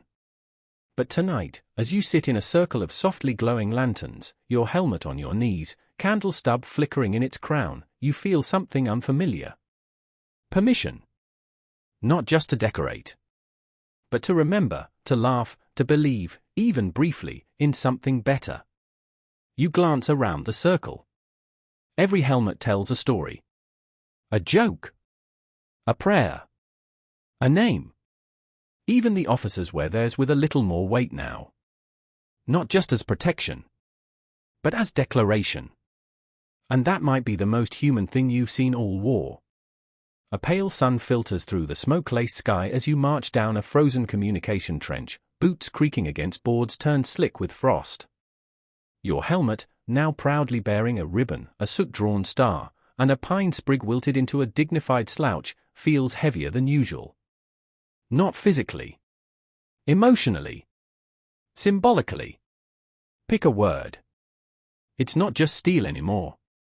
You reach the end of the trench and duck into a narrow dugout near the line's edge, where the runners congregate, where the maps curl at the corners, and, most importantly, where the sketchbooks live. A quiet corporal nods at you as you enter. He's sitting on a crate, knees drawn up, sketchbook balanced against a tin of biscuits, pencil dancing like it's performing a lullaby. Around him, for other soldiers huddle in silence, each with a paper or journal, scribbling by candlelight. They're drawing helmets. Not from memory. From life. Yours is next. You remove your helmet and place it on the table with exaggerated ceremony. Give it your best, you say. It's got sentimental suit. They laugh, quietly. Warmly. And the artist gets to work. It turns out, sketching decorated helmets has become a whole sub-hobby in the trench. Some do it for posterity. Some for practice. Some because their fingers need something to do other than tighten around a rifle. And some, especially this corporal, because there's a kind of reverence in the lines. You watch his hand move. The charcoal tip traces the pine needles, loops around the chalked star, catches the arc of your red thread. It's all there. Honest. A little clumsy. Just like the helmet itself. He doesn't speak much, but you notice his sketchbook is already half filled. You flip through carefully. Page after page of decorated helmets, each with tiny notes in the margins. Max likes singing. Reindeer drawn from memory. Little chapel, lid chalked with stained glass effect. Paul painted his hometown church with marmalade. Flies loved it. Each one a character, a glimpse into a soul made visible through ornament. Historians don't often talk about these drawings. Maybe because they weren't official records. Maybe because most of them were never mailed, just folded, tucked into pockets, lost in mud. But a few have survived, fragile and brown at the edges, hidden between pages of prayer books or stuffed into mess tins. Some turned up in museum collections decades later with no names attached, just images of helmets wearing stars and sprigs, oddities painted onto steel. You learn that some of these sketches were included in letters home. Soldiers describing not just battles and rations, but the evolving artwork of their comrades. One letter reads, "Carl has made his helmet into an angel, or maybe a teapot, depending on the light." There's something quietly radical about turning your gear into a subject of portraiture. Not your face. Not your wounds. Your helmet. The thing meant to shield your head is now the thing revealing your heart. You recall a story passed along the trench, a soldier who drew nothing but helmets, each one labeled with a date and a memory. December 20th, Anton's candle crown. Burned his scarf but worth it. December 22nd, my own, drew Mars cross-stitch pattern on side. Some of those sketches reportedly ended up in trench newspapers, those strange, semi-official rags that circulated among the ranks with doodles, jokes, sarcastic horoscopes. One issue supposedly featured a top 5 most festive helmets, complete with caricatures and a satirical ad offering helmet treetopper rentals, first wax angel free. You smile, remembering. The corporal finishes your sketch. It's rough. The lines tremble slightly where his fingers have gone numb. But when he turns the paper and hands it to you, your throat tightens. There it is. Your helmet. Your star. Your ribbon. Immortalized in strokes of coal dust and candlelight. You tuck it into your pack, already imagining folding it into your next letter home. You take a moment to look around the dugout more closely. There's an entire section of wall now plastered with sketches, helmets lined up like saints in a chapel. Some with elaborate designs. Others simple. One is just a circle with the words "ran out of chalk but not of hope." You see a new soldier, clearly younger, clearly exhausted, staring at the wall. He hasn't decorated his helmet yet. But now, after a few minutes of silent observation, he reaches into his coat and pulls out a broken pencil stub. He squats near the fire and starts drawing a little tree just above his strap line. You don't say anything. You just watch. Outside, the wind howls again. Somewhere down the line, someone starts singing, again. Always singing, like the war itself can be drowned out if you just hum loud enough. Maybe it can. One of the sketch artists begins a new page. You catch the title, "The Choir of Lids." It shows 5 helmets in a row, each one unique, absurd, human. You recognize 3 of them. The 4th wears a halo of string. The 5th? Just a chalk heart and the word "still." It's easy to forget, sometimes, that even now, in this place, beauty insists on showing up. And so do those who record it. Later that night, you lie back on your cot, helmet beside you, sketch safe in your pack. You think about the artist's hands, blackened with soot. You think about the thin lines he made, the way they spoke louder than most men could manage with words. And you wonder, when this is over, will anyone believe it? That soldiers spent their nights sketching each other's helmets like art students in a bizarre winter academy. Maybe not. But you'll remember. And you'll carry the memory, chalky, thread-bound, pine-scented, on your head, where it belongs. You're crouched by the lantern, elbows on knees, watching the slow drip of melted wax down the side of someone's helmet. It hisses as it touches the cold steel, hardens instantly. The wax is deep red, possibly from a tinted candle, possibly just stained from trench life. Either way, it clings like a crimson garland, curling down beside a carefully sewn star. Yes. Sewn. You lean closer, eyebrows rising as you realize it's not painted, not stuck on with grease or wax, but stitched. Tiny, irregular hand stitches, punched straight through a dull olive canvas helmet cover. Someone, maybe even several someones, has taken the time to cross-stitch their Christmas into cloth. Welcome to the quiet revolution of textile trench art. You're familiar with the makeshift canvas helmet covers. They weren't standard issue everywhere, but plenty of soldiers fashioned them, usually from the fabric of worn-out coats, pillowcases, sandbags, or the occasional strip from a ruined uniform. They offered a bit of camouflage, a bit of warmth, and, as it turns out, a surprising amount of embroidery potential. You reach out and gently trace the stitches with your gloved fingertip. The stars made from red and yellow thread, uneven but confident. Beneath it, a word, zoo house. Home. You glance up at the owner, an older man named Richter. He meets your eyes and shrugs. Mother taught me, he says. Said it was no less manly than darning socks. That seems fair. You start noticing more of them now. Once you know to look, they're everywhere, modest, whisper-quiet designs hidden in the folds of helmet covers. A cross here. A tree there. The silhouette of a bird in flight, stitched in pale blue thread. A single letter, maybe an initial, maybe a symbol. Some you recognize. Some you don't. Some, it seems, are coded messages known only to the wearer. One soldier shows you his, a tiny stitched snowflake, surrounded by a ring of white thread. I started it when I heard we might get leave, he says. Finished it when they told us we wouldn't. He says it lightly. Too lightly. You ask where he got the thread. He points to his kit. Unraveled my sock, he says. Haven't had warm toes in 2 weeks. Worth it. There's a fringe account in one memoir, a soldier named Emil who stitched tiny initials into the side of his helmet cover for each of his sisters back home. Lena, Greta, Anna, it reads. Decorated in the same order they hung stockings on the mantel. One night, he added a 4th letter. A question mark. For the next one, he said. Just in case. Historians don't dwell on these details. Maybe because they're hard to verify.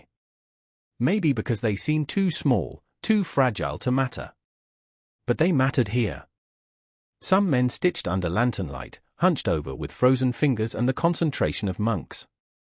Others made it social. You pass a dugout where 3 soldiers sit in a circle, working thread into cloth, laughing softly at their own crooked lines. One hums. Another is using a fishbone as a needle. It's oddly effective. You spot a helmet cover with a complete scene, a stitched cottage with curling smoke, 2 fir trees, and what appears to be a sled. The thread is a muddy tan, barely visible, but the pride in the soldier's eyes is unmistakable.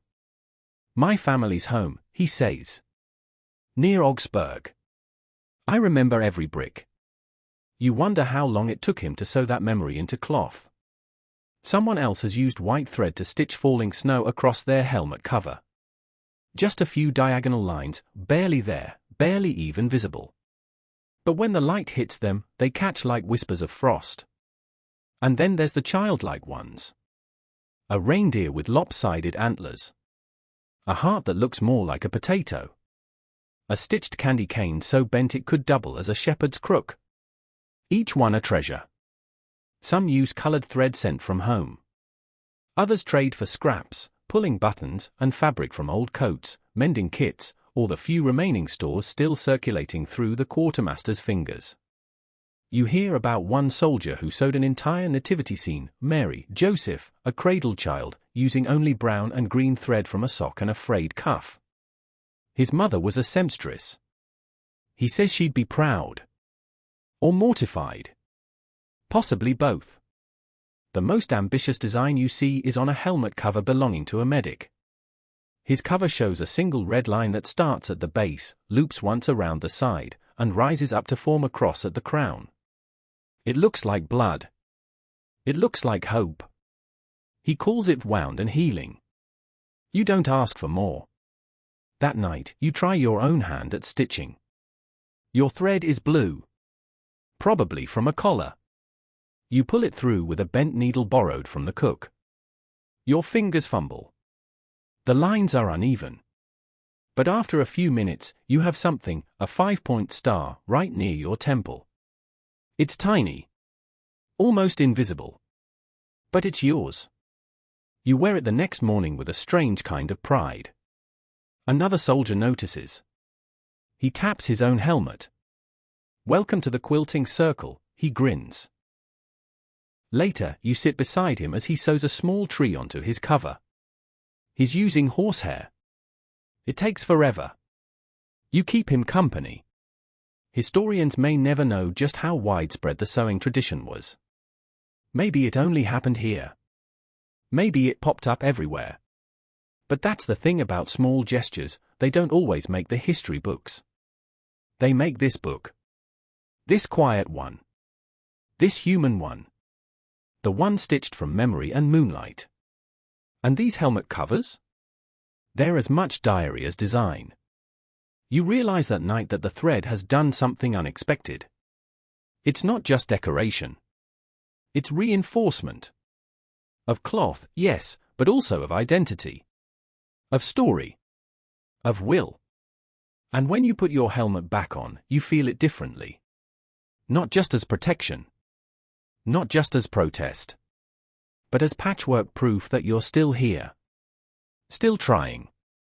Still sewing yourself together, one crooked stitch at a time. You're posted near the trench edge again, watching the dull morning light stretch across no man's land like a wet sheet on a line.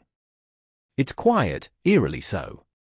No shells, no shouts, not even a bird. Just the wind and the distant clank of someone trying to keep their coffee can upright in the slush. You shift your weight and glance toward the other side. Then you see it. A helmet. Poking just slightly above the parapet on the British side. It disappears. Then it rises again. It's decorated. You blink. Yep, there's no mistaking it. Tied around the crown is a string of something. Shiny, maybe tinsel. A star-shaped cutout flaps gently from the back. And you think, no, you know, that you see a sprig of holly jammed into the strap. The same decorations. The same spirit. You nudge the man beside you. He leans over, squints. Well, he says after a moment. Look at that. And so, over the next hour, a peculiar communication begins. Not in speech. Not in signals. In helmets. Yours goes up first. Not high, just enough to let the crown peek over. The chalk star, the red thread, the pine needle stub. A soft show of camaraderie. An absurd little nod. A moment later, a British helmet rises in reply. Now you can see it clearly, a golden candy wrapper twisted into a bow, and what looks like part of a hand-drawn Christmas card, pinned like a flag. Decorated helmets across enemy lines. War turned into a silent puppet show. And then, somehow, it escalates. The man beside you disappears and returns carrying a folded bit of cardboard. It's painted, poorly, with what seems to be a Christmas tree and a pig. He's poked holes in the corners and tied it to the side of his helmet like a shield. It's festive, he says, grinning. Also aerodynamic. From across the way, a new British helmet appears, larger now, sitting atop a stick or maybe a bayonet, spinning slowly like a strange, steel weather vane. It wears a garland of white fabric strips, trailing in the wind like wedding streamers. Soon, there's laughter. Not just on your side, on both sides. You hear it echo, faint and cautious at first, then gaining confidence. It becomes impossible not to smile. You watch as one British soldier lifts a piece of bread tied to a stick and waves it like a flag. Merry Christmas, someone shouts in heavily accented German. One of your men, Hoffman, you think, stands and holds his helmet high in both hands. You too, he calls out, like he's raising a toast. And then, in a moment so improbable it seems staged by fate, a small tin box flies through the air and lands with a thunk in your trench. Everyone ducks. Silence. You creep over, open it slowly. Inside, a handful of cigarettes. A twist of chocolate. A tiny paper tag that reads simply, "From Charlie." From Charlie. You laugh, pass it around. Your stomach tightens at the sight of the chocolate. Your throat, a little at the note. This isn't the truce you've read about. No football, no handshakes, just an exchange of decorated helmets and unlikely gifts, passed between men who've never spoken and may never speak again. It happens again the next day. One of your officers lifts a helmet decorated with a small sewn heart and holds it high during morning patrol. A reply comes from across the line, another helmet, this one painted with white lines and red berries, gently bobbing up and down like a nod. You begin to wonder what the Allied soldiers think of your helmets, your decorations, your pine sprigs, your stitched initials and chalk angels. Do they laugh? Do they pity? Or do they see it for what it is, a quiet rebellion against despair? Letters from both sides, collected years later, hint at admiration. One British soldier wrote home, their helmets were ridiculous, sprigs and foil, chalk birds and stars. I wanted to salute every one. Another recounted seeing a German helmet painted to resemble a wrapped gift. The poor bastard was walking through hell looking like he'd come from under the tree. And your side? You remember the whispers, they've got trees too. That one had a wreath on his helmet. I saw one with tinsel and a pipe cleaner angel. Historians, ever careful, still debate how widespread this phenomenon was. Was it truly a shared language of decoration? Or coincidence, shaped into meaning by memory and longing? But you were there. You saw the helmet with the silver cross rise gently above the mud. You saw the man wave with a twig star tied to his chin strap. You saw the box marked "From Charlie." You know. That night, you place your helmet beside you as you settle in your corner of the dugout. The candle stub in its crown is burned down to the wick, the ribbon now faded to pink, the chalk angel smudged into near oblivion. But you don't clean it. You don't restore it. You leave it as it is. Because tomorrow, maybe that helmet will speak again. Maybe it'll peek over the edge and say hello to a stranger in a different uniform. Maybe it'll receive a reply. And in the middle of a war built on silence and shelling, that exchange will mean everything. Snow again. Big, wet flakes drifting down like lost feathers, clinging to your coat, melting into your gloves, softening every hard edge in sight. You sit against the side of the trench, helmet in your lap, watching it accumulate in the folds of your scarf. And then you hear it. Laughter. Not close. Not sharp or cruel or manic, the kind of laughter that floats across a field, carried by cold wind and some mysterious, temporary peace.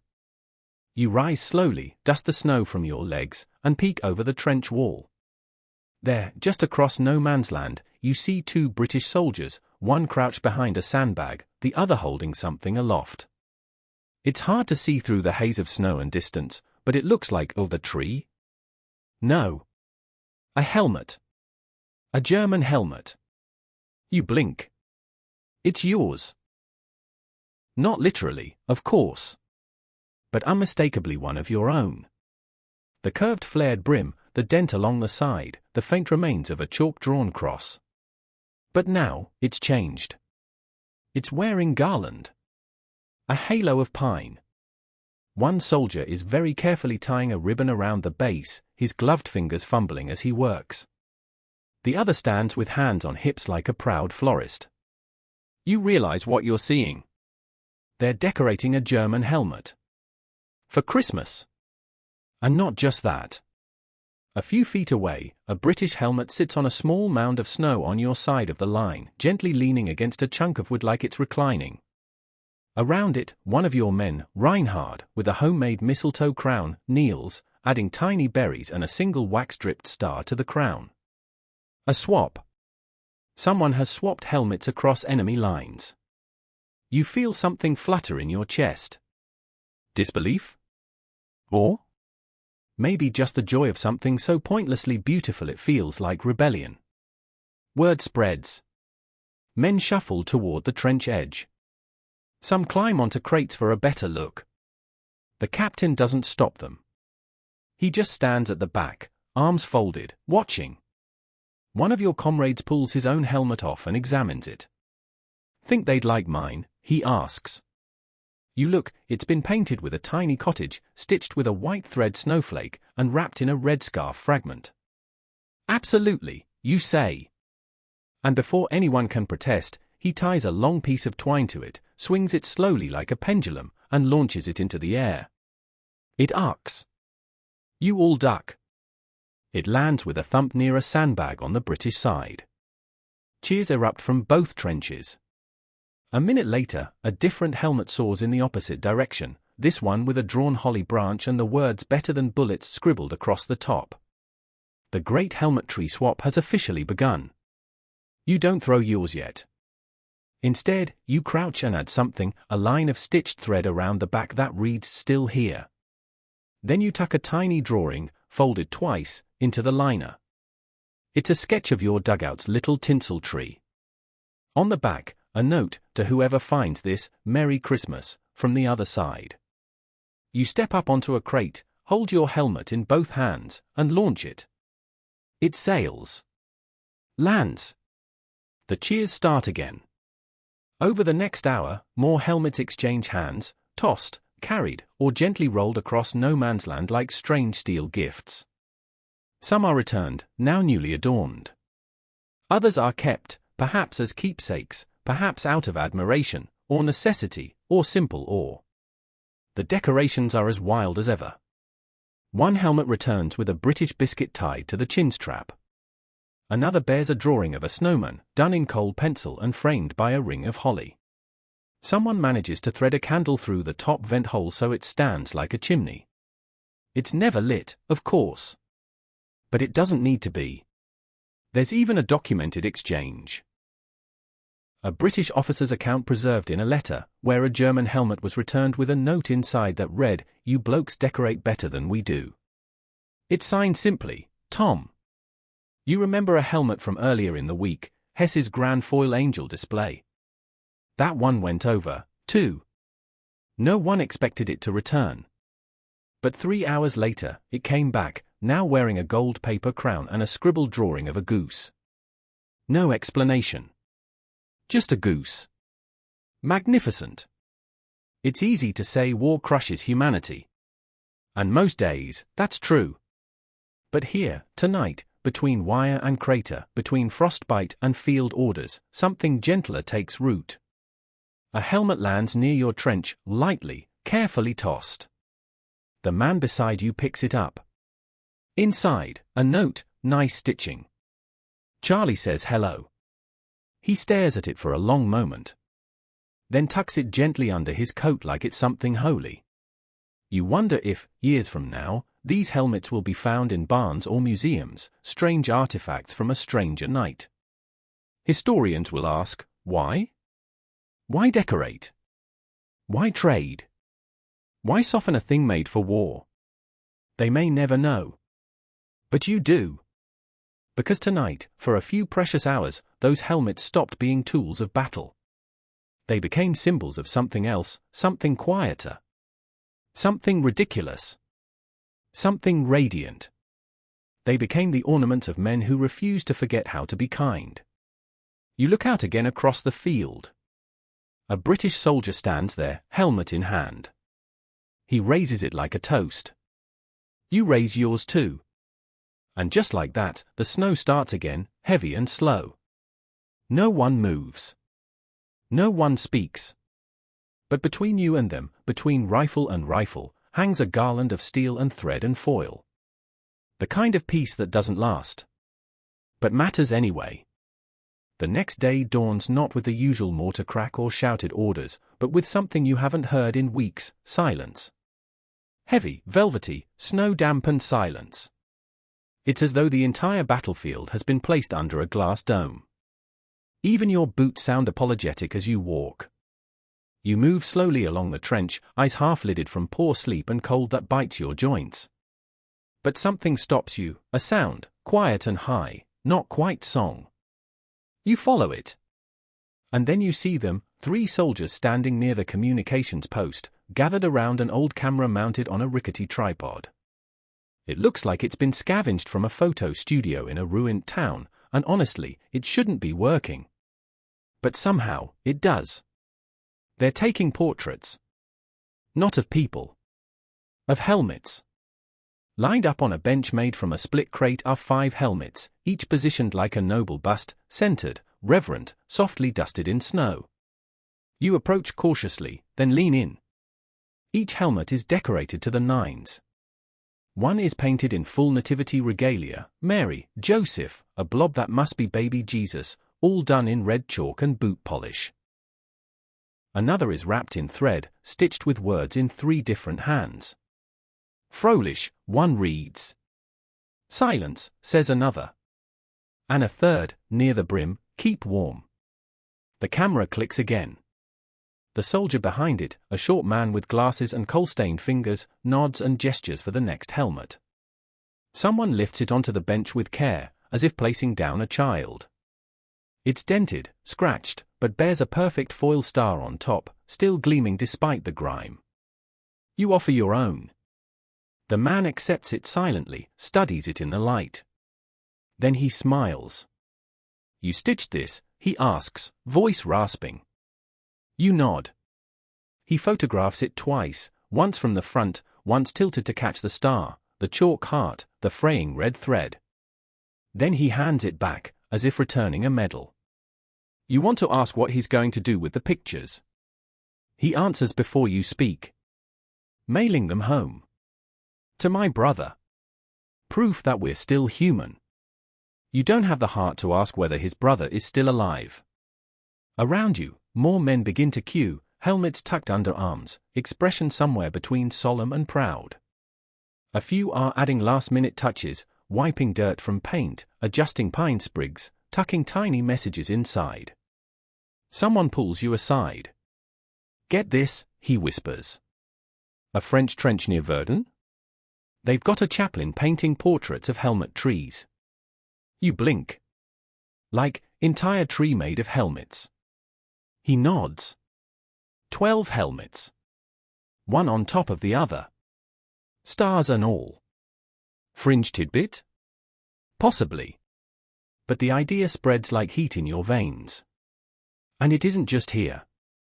You start hearing whispers of helmets being displayed along trench walls, set on ledges, framed like art.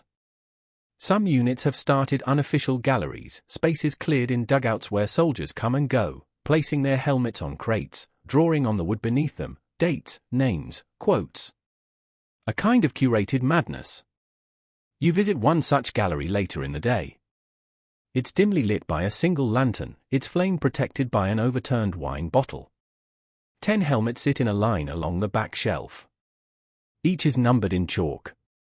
Someone has even made small placards, #4, the choir boy, stitched with a cross and music notes, #7, winter crown, paper snowflakes and ribbon, and your personal favorite, #9, a gift for the rats, the helmet fully wrapped in packaging paper with holes for ventilation and a bow tied with wire. Someone's playing harmonica nearby. You hear the soft click of pencil on paper, another sketch artist at work, copying each helmet in silhouette. The page is labeled, Portraits in Iron and Imagination.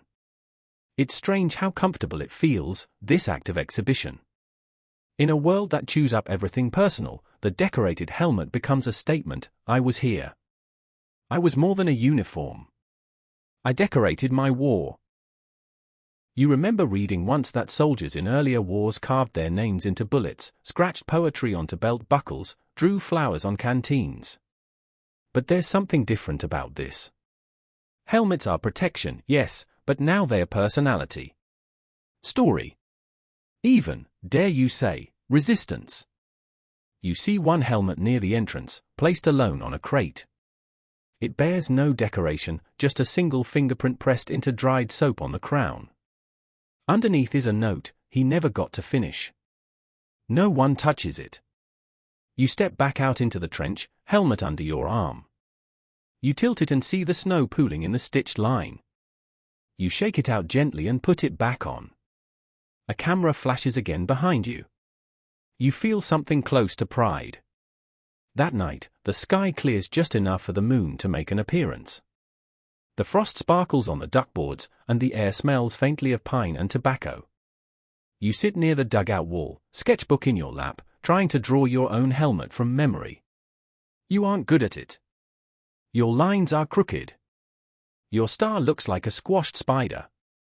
But it doesn't matter. The photograph exists now. Somewhere, a frame has caught your silly little helmet in its prime. Maybe it'll reach a brother, a sister, a lover. Maybe it'll survive in someone's attic until a curious grandchild asks, "What's this?" And someone will say, "That was his helmet. He decorated it for Christmas."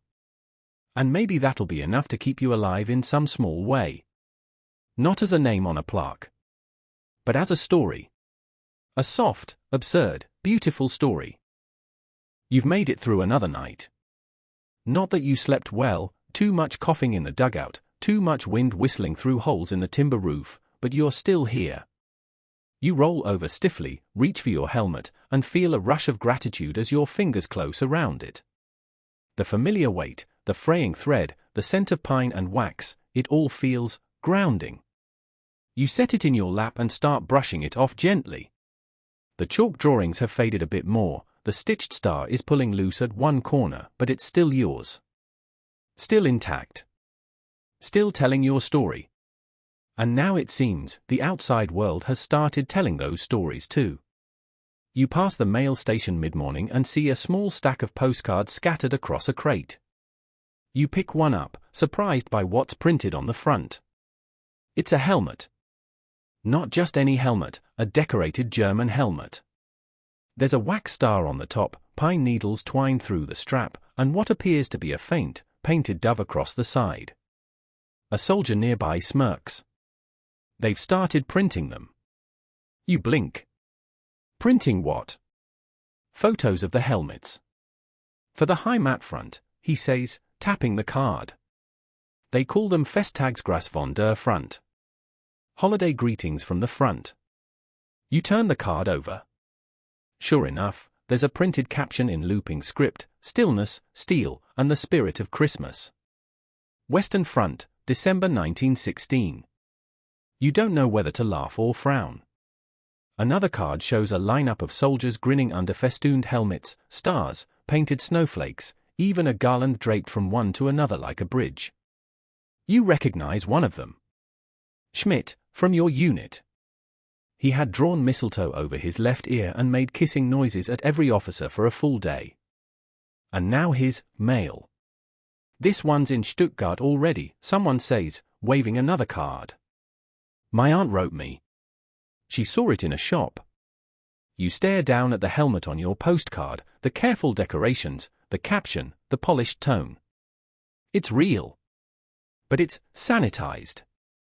The mud's been cropped out. The missing teeth, the cracked lips, the trembling hands, gone. And yet, there's something about it that feels worth preserving. Worth being seen. Even if it's tidy. Even if it's propaganda. Because, for all its gloss, the image is still telling the world something important, we are still human. Of course, not every card is so gentle. You pick up another, this one illustrated, not photographed. It shows a German helmet, impossibly shiny, perched on a snowy fence post like a trophy. Above it, a cheerful angel, sword in hand, winking at the viewer. Beneath, peace through strength. You frown and flip it over. Blank.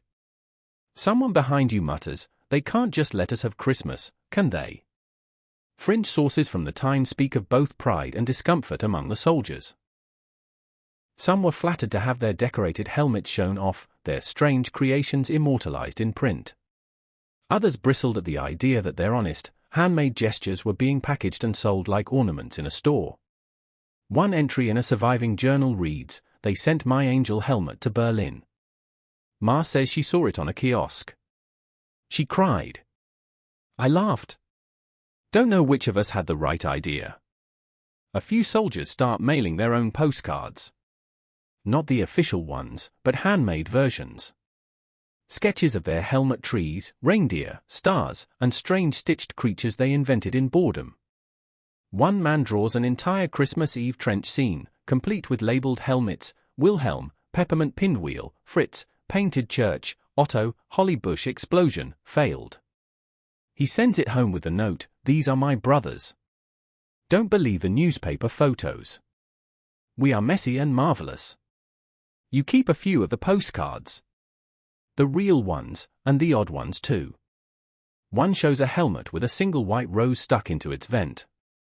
Another has been carefully watercolored, showing a helmet hanging on a tree like a bauble. The caption reads, "Even war takes a breath at Christmas." Later that day, someone pins 3 of the cards to the wall of the dugout beside the sketch gallery. Soon, more appear. It becomes a display, a quiet little archive, the helmet wall. Someone adds labels in charcoal under each, real. Imagined. Too clean. Just right. And then someone else pins their own helmet to the wall. It's not an act of surrender. It's an offering. The helmet is battered. Its pine sprig is limp, its chalk heart smudged into a ghost. But inside the liner is a folded card that reads simply, "For those who didn't get to mail theirs." Nobody touches it. From then on, the wall becomes sacred. Helmets rotate in and out. Some are added with ceremony. Others disappear, carried away, redecorated, reworn. The photos and cards begin to curl with moisture, but no one removes them. They're stories now. That night, you sit by the wall with a few others, your breath clouding the lantern light, listening to the soft scratching of a pencil as someone adds another drawing. It's of a helmet sitting on a stump in a field of snow, untouched by war, by man, by time. And underneath, in crooked handwriting, a quiet crown. You stare at your own helmet for a long while after that. And for the first time, you wonder what story it will tell when you're gone. The air smells like snow, wood smoke, and something faintly sweet, possibly burnt jam or someone's attempt at festive tea using pine needles and old apples. Whatever it is, it's oddly comforting. You sit near the edge of the trench, helmet in your lap, slowly rubbing the frost from its rim. The red thread you stitched in week 1 is now fraying at both ends, and the chalk drawings have faded into a kind of ghostly dust, barely visible but stubbornly still there. Across from you, Fisher is carefully polishing his helmet with a handkerchief dipped in melted snow and coffee grounds. "It's for the record," he says, not looking up. You smile. Because now, that's exactly what these helmets are, records. And some of them, not just sketches, not just photographs, have made it all the way to museums. You hear about it from your platoon's new courier, a jittery teenager who delivers news like his unwrapping secrets.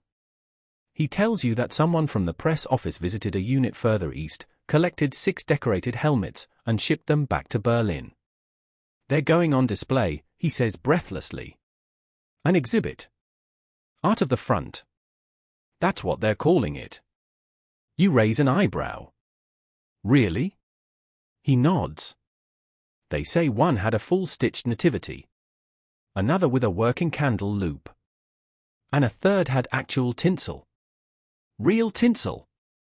Don't know how they got it. You think of your own. Not so grand. Not museum-worthy. But then again, maybe none of them were. Maybe it's not about beauty. Maybe it's about proof. You glance around the trench and start taking stock. Hoffman's helmet still bears that magnificent wax halo and crooked mistletoe crown. Weber's has been carefully repainted every 2 days with a tiny snowman that gets slightly more sinister each time. Elias, the chaplain's aide, has painted a single star that glows under the right light, done in goose grease and something he swears is crushed eggshell. And every one of these might end up in a box somewhere, someday. Or a glass case. Or buried in a field. But you hope not. Fringe sources suggest some decorated helmets did make it through the chaos of demobilization. A few show up in photo archives in the decades that follow, sepia-tone images of dented helmets with ribbon still hanging limp, or a scrawled Merrill barely visible under the rust. At least one shows up in a church hall in Bavaria, mounted like a relic above a plaque, "Remember the season, not the war." You wonder where they all ended up. The ones no one could bear to throw away. One soldier near the medical post is carving names into the inside of his helmet. Tiny, careful script. He says it helps him remember. Not who died, but who lived. Who sang. Who decorated. Who stitched the bird into mine, he says, tapping the side. It's a sparrow, by the way. See? You do. It's uneven, more like a beam with wings. But he's proud of it. You help him thread new stitches, he wants to outline the wings now in green. For spring, he says.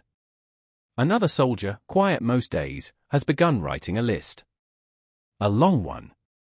Every helmet is seen with a name, a picture, a message. He reads it aloud each night like a roll call. Clemens, pine tree drawn in jam. Ortwin, star stitched with boot thread. Jan, painted wreath, never dried. Someone tapes his list to the dugout wall. It flutters when the wind gets in, like it's breathing. That evening, a pair of engineers come through the trench. They're looking for discarded helmets, damaged ones, split or too warped to wear. Scrap collection, they say. Or display. Depends who's asking. Your unit freezes. Not because they're afraid of losing protection. No, most of you have backups. It's the art. The names. The hours. The memories. One man steps forward. You can take this one, he says, offering a helmet with a deep crack down the back. But you treat it properly. The engineer looks at it, paint's faded, string damp, initials scrawled in pencil, and nods. It'll go to the right place. They leave with 5 helmets. The trench feels quieter after that. Not empty. Just reverent. You sit by your own helmet and start adding something. A new design. Small. Just under the star, a tiny chapel drawn with soot and melted chocolate. It smells better than it looks. You don't care. You remember reading, or maybe just being told, that museums are for big things, important things. Kings, battles, uniforms in glass cases. But this war has taught you something else. Sometimes the small things, the silly, fragile, personal things, say the most. A dented helmet with a stitched snowflake and a note inside that reads "Still here." A pine sprig turned brown but never removed. A waxy angel, half melted, still clinging to the vent hole. These things speak louder than dates and diagrams. They tell the truth of how men survived, not just the shells and the fear, but the long hours between. The absurdity. The humanity. You hope someone keeps them. Not for glory. For remembrance. That night, you nestle your helmet beside you as you sleep. You don't wear it. You hold it. Like an heirloom. Like a diary. Like proof. In the morning, the soot drawing has smeared. Your fingers must have brushed it as you turned in your sleep. But you don't fix it. The smudge, somehow, feels right. Everything here is smudged. But still standing. Still beautiful. The sky this morning is a pale slate grey, not quite threatening snow, but holding its breath like it might. You sit on the firing step, shoulders hunched, helmet in your lap. You've just finished your 3rd cup of something hot and vaguely tea-adjacent, brewed with bark and a prayer. But it's not the warmth you're holding onto. It's the helmet. It's always the helmet. This one's yours. Has been for weeks. It's dented on one side, scuffed in 3 places, and dusted with so many layers of chalk, wax, thread, and smoke that it no longer resembles anything mass-produced. It's less equipment now and more companion. And today, it does something strange. You're posted near a ruined chapel just beyond the reserve line.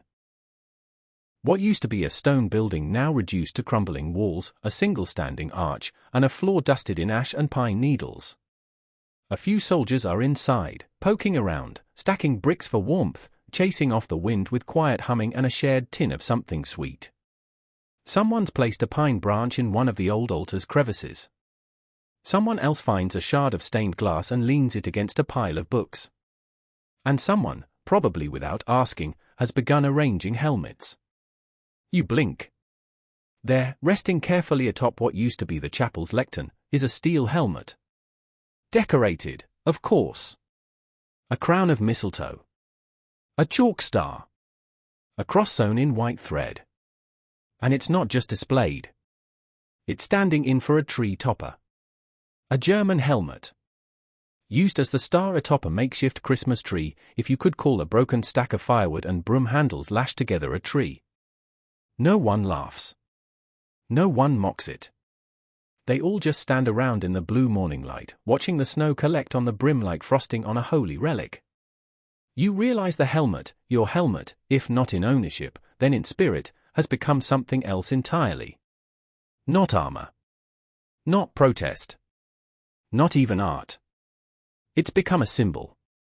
Someone says softly, "He would have liked this," and you know exactly who they mean. Everyone has a name in their head. Someone who decorated once, but isn't here now. Someone whose star fell off. Someone whose thread unraveled. Someone whose sketch was never finished. And so, one by one, men begin to take off their helmets and gently place them in a ring around the chapel floor. Not to leave them. Just to offer them for a moment. A wreath of memory. Of absurdity. Of survival. You join them. You place yours gently among the others, pine sprig browned and brittle, chalk angel worn to a smudge, red thread now frayed like a whisper. You don't say anything. You just stand. And then, like something from a fairy tale, someone begins to sing. Not loudly. Not even with full words. Just a melody. Soft. Threadbare. Leise Rieselt der Schnee. A lullaby for winter. And for a moment, that pile of helmets, warmed by candle stubs, stitched with initials, bearing ridiculous ornaments and quiet prayers, glows in the chapel's ruin like a manger. A cradle for grief. A shrine for laughter. A museum for everything the war couldn't burn away. Historians won't get the full picture. Not all of it. Some of these helmets will be lost. Trampled. Buried. Melted down and reforged. But you'll remember. You'll remember that for one strange, miraculous week, an entire generation of men decorated their armor like children, and in doing so, found something gentle in the mud. You pick up your helmet again, settle it carefully onto your head, and feel its weight differently. It's not just steel. It's story. It's you. And as you walk back toward your sector, boots crunching snow, thread catching in the wind, you hum that lullaby quietly, keeping time with the sway of your decorated crown. You are still here. You are still you. And somewhere, under the cold moon, a helmet still waits atop a ruined chapel tree, its star flickering quietly in the dark. And now, as the trench fades from your mind and the snow settles gently across the silent ground, take a slow breath. Let the voices of the soldiers drift into the distance, their laughter and humming softening into whispers. The helmets, those absurd, beautiful little monuments, stand quiet now, like old stories resting under blankets of time. Imagine that ruined chapel one last time, its arch framing the stars, the wind barely moving through what remains of the rafters. And in the center, a single helmet, worn but proud, balanced like a star. Not sharp. Not gleaming. Just enough to remind you of human hands. Human hearts. You're not there. Not really. But a part of you has walked through that snow. Has touched that steel. Has stitched that thread. You've held something fragile and warm in a world that tried to be only cold. So now, with your eyes heavy and your breath slow, let yourself step away. Let the trench vanish. Let the frost melt from your fingertips. Let the candle burn low. Tonight, there are no orders. No watches. No boots to lace. Just the steady rhythm of rest and the faintest echo of chalk and thread dancing across the crown of your thoughts. Sleep now. Sleep as though the world has gone still, just for a while. Sleep as though every decorated helmet is standing guard beside you, its tiny star glowing in the night. You are safe here. You are seen. You are remembered.